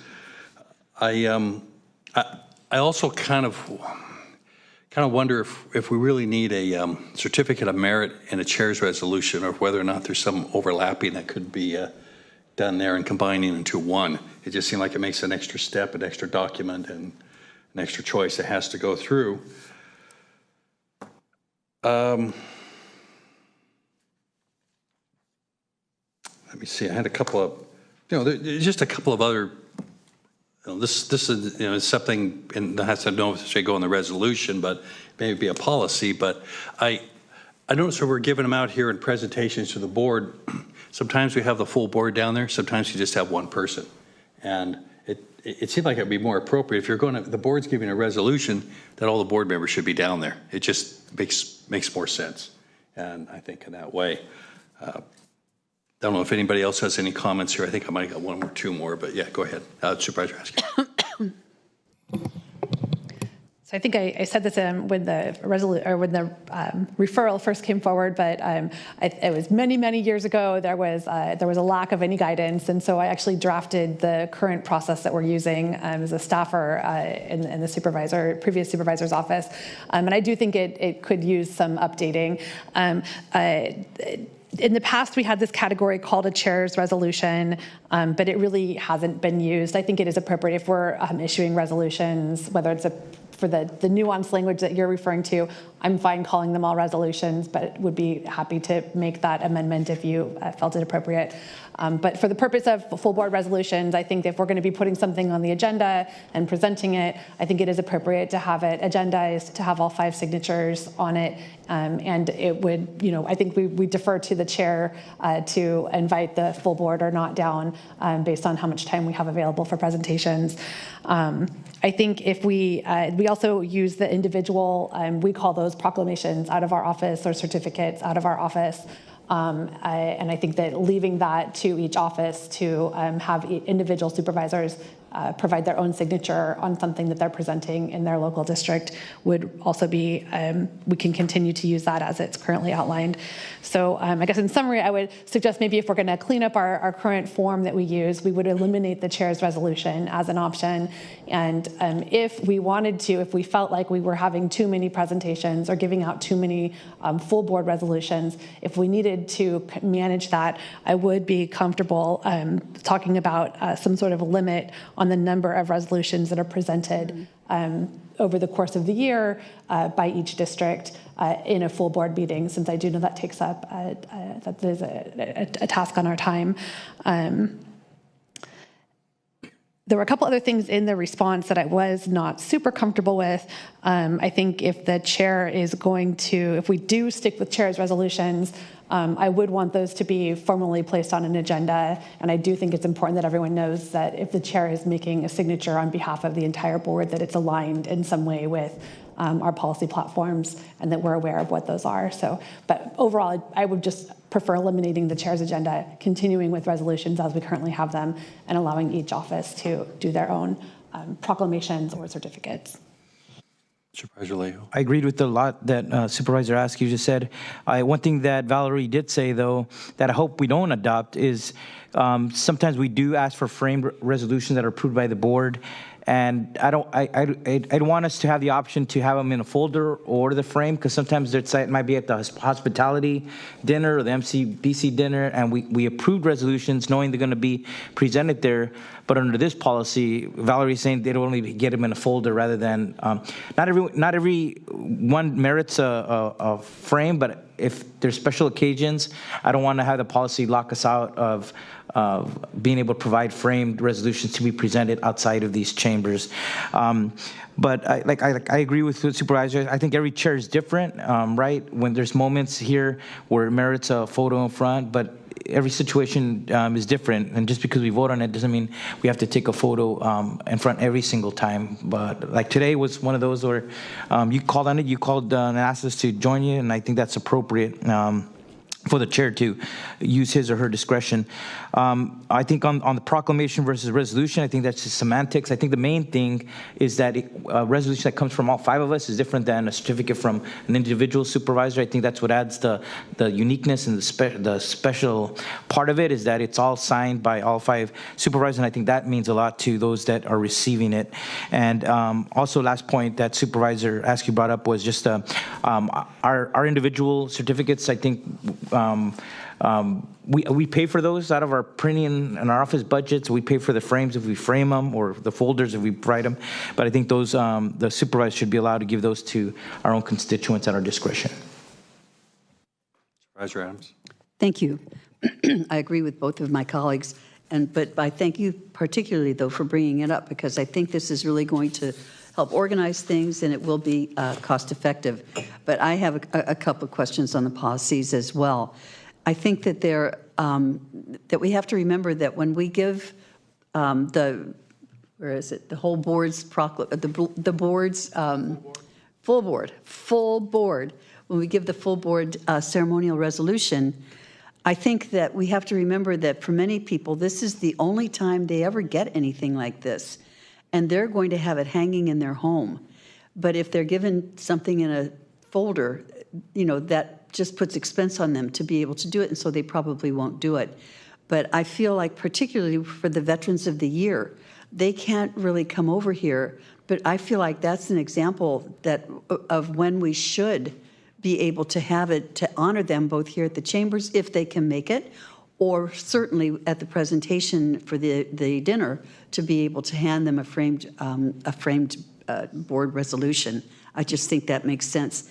And again, going to like the Monterey County Bar Association and the hospitality industry, those industries that really represent the entire county or a large portion of the county, I think should be eligible from a framed resolution and then presented at their event. I have to go, I don't have to, I have the honor of going to a whole lot of these. And I can tell you that, I think we would look kind of wimpy if we're, everybody, the Senate has their framed one, and, X have their framed one, and then here's my piece of paper. I think it would be, I think it's something that we might want to think about revisiting, but I have no problem whatsoever with the individual offices making their decision. We pay for the paper, we pay for the frame, and we carry it and give it at the event. But I do think that the purpose of these really is twofold, that it is not just, it's how we look. Because in businesses, I know I've walked in and seen a resolution hanging on the tire guy's place, and it was something that he got, for whatever the situation, but you notice it, and I think it's a nice thing. We're lucky that we have the ability in our county to have so many organizations and entities that really deserve the kind of merit that I think a celebration certificate, from the board signifies. Yeah, so I would concur with the majority of what's said. I think the question about proclamation versus resolution, I don't have a big dog in that fight. I can go either way if we're getting rid of the word proclamation or changing proclamation to when we're declaring week of, month of. I'm good with that, just to align verbiage. But on the question of framing, I do think we need to continue to do that. I think it's critical. I agree. For a lot of folks, it's the culmination of a lifetime's work, whether it's a county employee retiring or somebody who has stepped up in a major way for our community. And when we present them that way, it means more. I know it's a cost, and we've done things over the years. I mean, if you look at the back of them now, there's no cardboard insert that holds it in, right? And that to me was kind of, that hurt, and that was far enough for me. So that's kind of where I draw the line. I'd prefer to have that full cardboard back, but if we can't afford that, if we're going with sort of the soft back that we have right now, that's where I'm comfortable going to on that point. To the question of, I know the numbers was brought up, but I just want to be fair. Some years I feel like I have 20, and other years I have 5. Right, and it's an ebb and flow, and I don't want it to be a one-year tally. We've tried that in the past, and we tried to keep count in the early years of changing policy. So I'd rather just kind of keep it open and ask people to be discerning about the way they do that, understanding that right now that cost falls on the clerk's office. But again, there's going to be years where our community is going to show up and do something extraordinary that we want to recognize. And You know, I think about my high school soccer boys in King City that just won state, and I want to do something for all of them, and that's Same here. big cost that I'm having to find another way to pay for, right? But I'm willing to do that in this year. But if it was something worth bringing here to do a reso for 10 different folks, I wouldn't want to feel limited by that number. I would want to have that discretion to, with the support of my colleagues, if we're passing it, to say, yes, it deserves recognition. But again, big picture, in terms of the policies, I'm okay. Changing some of the semantics, the words that we're using in order to push certain pieces, priority in the room, given time and schedule. I think that will always stay with the chair. But I would prefer to keep frames. I think that's critical for us in the way that we present to our community. Thank you. I had another question that I wanted to ask based on something you said, and that is, I don't want us to now all of a sudden change it among ourselves and say, okay, we're going to have everything presented. But I do think that we should talk about if we want to put a time limit on the amount of time that we're going to spend in chambers giving resolutions. I am conscious of the fact that we're spending taxpayers' dollars. And while I think it's important, you know, in a couple of weeks, we're going to have the Monterey High basketball team that was the first public high school in Monterey County to ever win the statewide championship. And I'm proud of that. And I'm excited that we're going to be able to do something for them. But I'm also not going to bring in a volleyball, you know, a basketball net and have them start showing us how they do the 3 shots.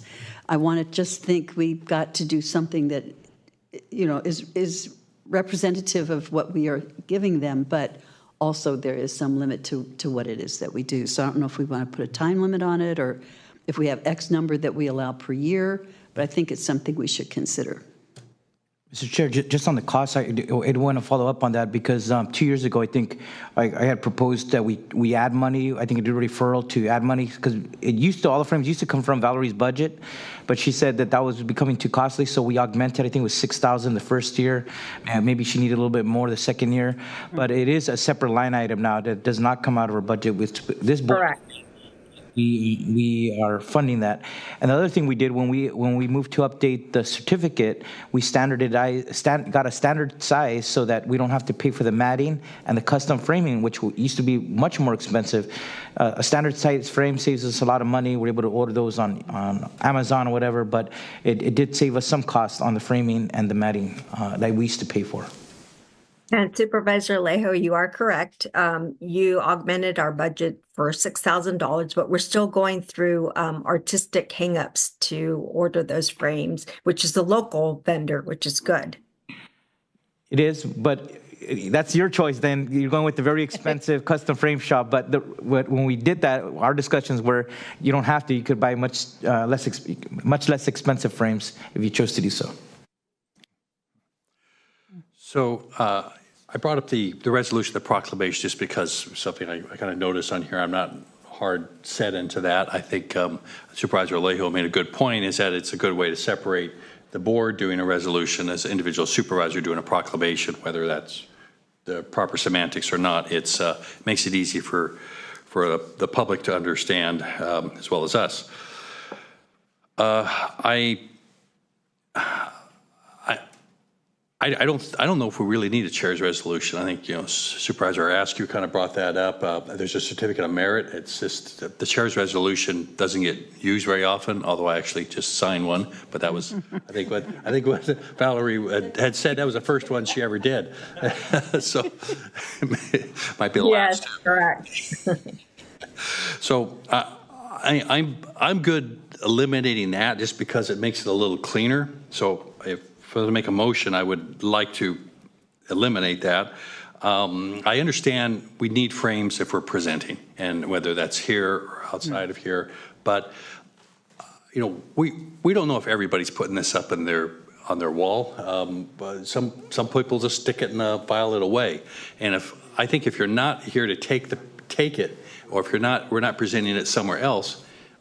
If you're not that doesn't show a great deal of interest. They still might want it, but people can pick out their own frame too. I mean, we're doing this publicly. We don't want to look cheap, as Supervisor Lopez is saying. Here, we're up at the Assembly and the State Senate's got nice ones, and the city's got a nice one, and here we come with a piece of paper. I pretty much understand that doesn't look good. So there's a presentation aspect, and I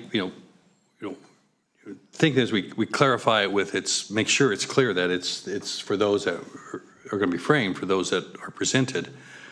Would be my position onto that.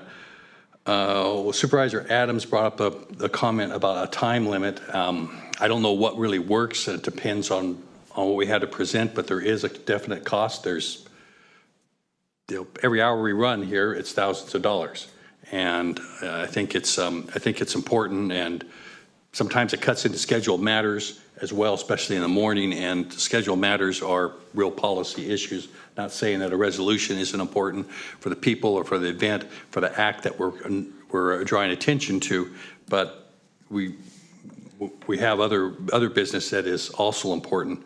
So I think that should perhaps be explored in coming back as well. And a motion here is to consider a time limit. Not saying that I'm even going to support what comes out of it, but I think it's worthwhile to look at some options. And don't know if there was anything else that anybody else brought up here. I think I covered it. Supervisor Asker, was there another one item point that you brought up? Okay. I've got another one. Oh, yes. As far as the assemblage in the room, thinking about Chris's soccer team and my basketball team, but it's an exposure to the county that these kids may never otherwise get. And as we think about retaining or finding a workforce, to have them come over here and see just sort of what we do and, a wholly different, exposure than they've ever had, I think is really good PR for us as a county as far as an employer.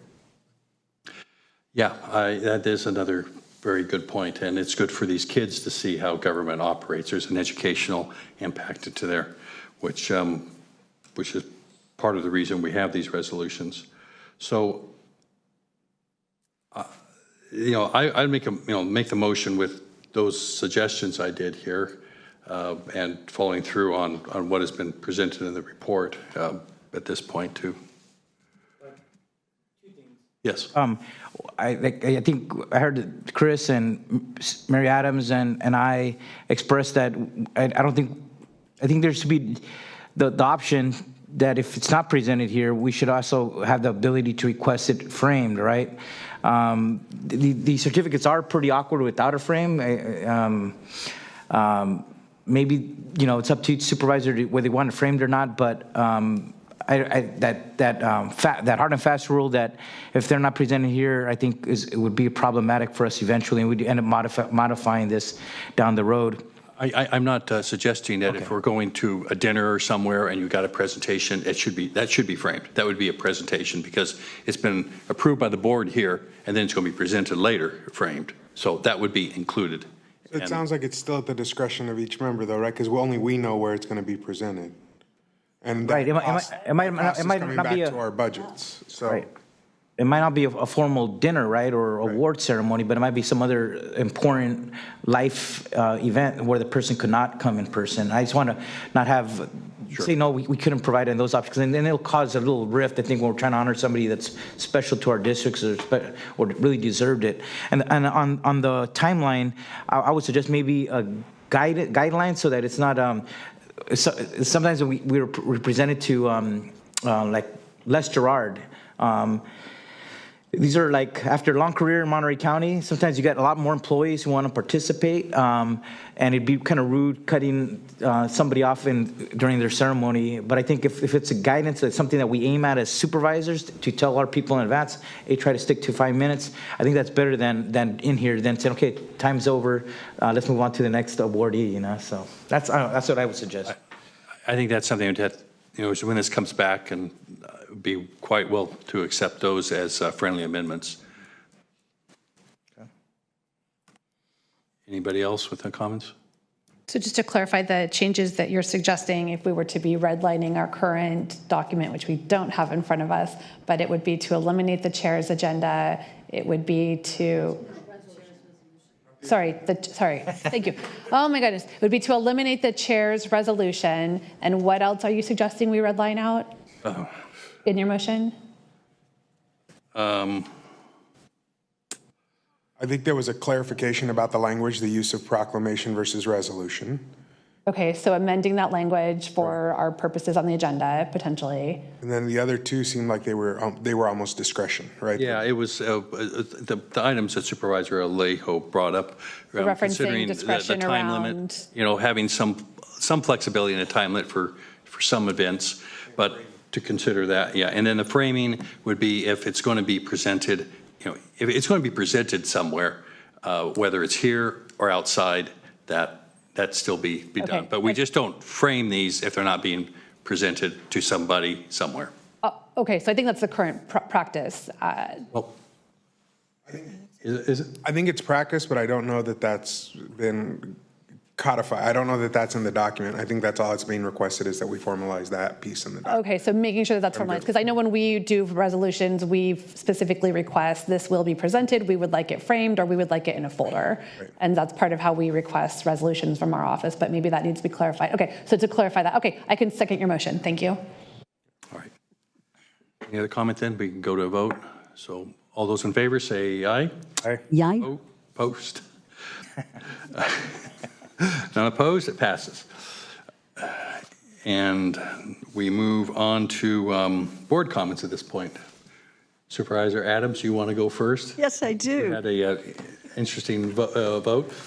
Yes, I am very excited because I am going to, this Saturday evening, I'm going to receive the Monterey Peninsula Chamber of Commerce Annual Ruth Vreeland Award for Public Official of the Year. And I'm going to give myself a resolution, which, because, and our office decided to pay for the framing because I didn't want to go to this event with all of these, significant people. I'm not calling myself that, but the other people who are getting the awards, I did not want to walk in with just paper. So we decided that we would just go ahead and do it ourselves. So that's my big story. Yep. All right. I'll share that this Thursday I'm going to be up in Sacramento for a luncheon put on by PPIC, the Public Policy Institute of California. I'll be on stage with the minority leader, Gallagher, as well as two other leaders from large organizations, including the Central Valley's Community Foundation, which I believe is the former mayor of Fresno. And so it'll be an opportunity to talk about the rural issues that are impacting our communities and wanted to share that with everybody. It'll be broadcast online and about 400 people will be in the room from what I hear. So I'm looking forward to that and wanted to share that I'll be taking that opportunity Thursday. I also wanted to share that last night we had a great town hall listening session in Lockwood. We had about 65 attendees. But we also had a great showing of support from Alliance on Aging, Fort Hunter Liggett, Monterey County Public Works, as well as Monterey County Facilities, Public Works, and Parks. So I want to thank Randy, Brian Flores, Nate Merkel, as well as Colonel Trotter from Fort Hunter Liggett for coming out, and Reina from Alliance on Aging, just to put on a great session for the community. It was very engaging. Somebody even pulled up in a tractor, and it wasn't a small tractor, it was a huge tractor. You could feel the whole building shaking as he pulled into the parking lot. So that was a first for a listening session, but the engagement was really focused on roads. That continues to be the primary issue, as well as fire concerns given the great rain we've seen. And they're appreciative of the board's investments in our parks. When we announced what we already knew, which was that parks have, specifically the lakes, have seen a larger return than expected in terms of cash, there was a round of applause, and folks were thankful that the county has been making investments in that infrastructure to make those parks successful. So I wanted to share that with all of you. But big picture, those listening sessions will continue throughout the year, and that'll end my comments. Thank you, Mr. Chair. Supervisor Askew. See see here. So I had the honor of spending last weekend at the Civic Well Annual Policymakers Conference. I am honored to sit on that board, and we were able to host a conference talking about mass transit solutions, climate impact on emergency management systems, housing policy, reliable renewable energy solutions, and so much more. So really appreciate being able to be with other local electeds digging into the challenges and solutions that are available to us. Let's see here. Last weekend, we also had the East Garrison Community Yard Sale, and it was great to see the East Garrison community coming together to spend time with neighbors. Monterey Bay Union had their first game of the season this past weekend, and Mary will rely on you to share cheer as we move forward. Let's see here. This coming Wednesday, April 3rd, I'm having my next digital town hall. Our Wednesdays with Wendy will be with members of veteran service community. So we look forward to having anyone who's interested in learning about the many services that the county offers for our veterans and their families join us. And then also just a couple announcements. We have I'll steal your thunder, Sonia, but there's a vacancy on the Monterey County Regional Fire District Board of Directors, and applications are being accepted by the county clerk through April 8th. So anyone who's interested in serving on that board, we definitely are soliciting and trying to get the word out about that vacancy. The Military and Veterans Affairs Office is also accepting applications for Veteran of the Year. And I wanted to just briefly, I wasn't able to attend the last week's meeting of the Salinas Union High School District Board of Trustees, but it was the last meeting that Patty Padilla Salzberg served on that board. And for nearly 2 decades, Patty has championed students, staff, and families as a member of the Salinas Union High School District Board of Trustees. She has an unwavering dedication to education that has led to the investment in new facilities that have benefited all of the students of that district, and to translate the vision for student wellness into reality with student wellness centers in the district. I just want to, on behalf of my residents and Monterey County, express my deep appreciation and gratitude for her service. I would have shared this at the meeting last week, but we had, I think we're somewhere else doing other meetings. So Patty, thank you for your service and really look forward to supporting you wherever you go next. I wanted just to report that last week I had to leave our meeting early because there was a California State Association of Counties regional meeting in Riverside and Imperial counties. I want to thank all the staffs from those 2 counties for really hosting us very well. Not only focused on the Lithium Valley and a major campus that is in the works to be constructed there, creating thousands of jobs, but also on renewable wind energy, and then a lot of exciting investments in disadvantaged communities. It was really exciting to see how county staff really prioritize communities that are historically underinvested and are now really making some significant strides in those communities, working with drawing down state dollars as well. So it was very enlightening and inspirational to see the efforts going on there. And there were other supervisors from all over the state that were in attendance.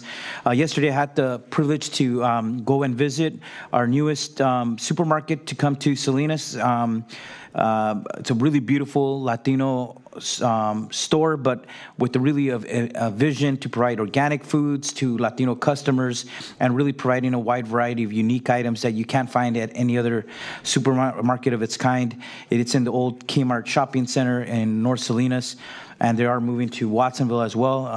The young CEO, it's a family-owned business. They have now grown to 54 stores across California and one coming to Tucson, Arizona. But really exciting to meet these young entrepreneurs that really have a different vision on how to provide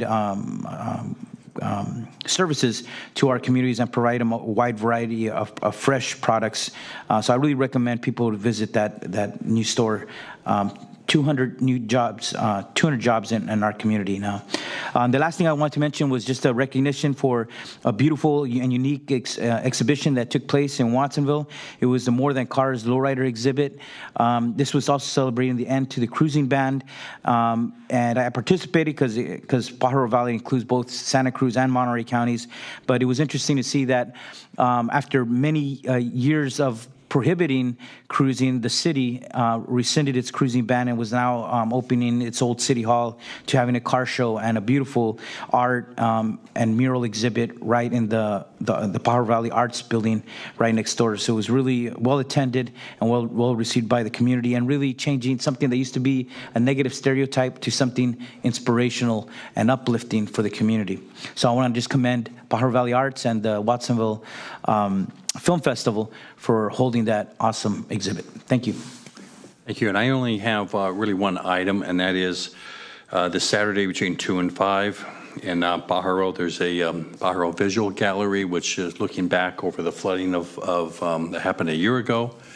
And a lot there'll be food there and displays. It's really representative of not just what happened to the community, but how the community is pulling together and moving forward, and the direction that it has, the direction that it's heading, and and all the work that has been progressed in the last year. So again, that's at 417 Salinas Road between 2 and 5 on Saturday, Pajaro Visual Gallery. And with that, do we have any readout from County Council? No reportable action, Chair. Okay. Anybody, any closing in memory from, I said nothing on the agenda, so let that pass. And with that, we'll adjourn the Board of Supervisors. The Board of Supervisors of the Water Resources Agency.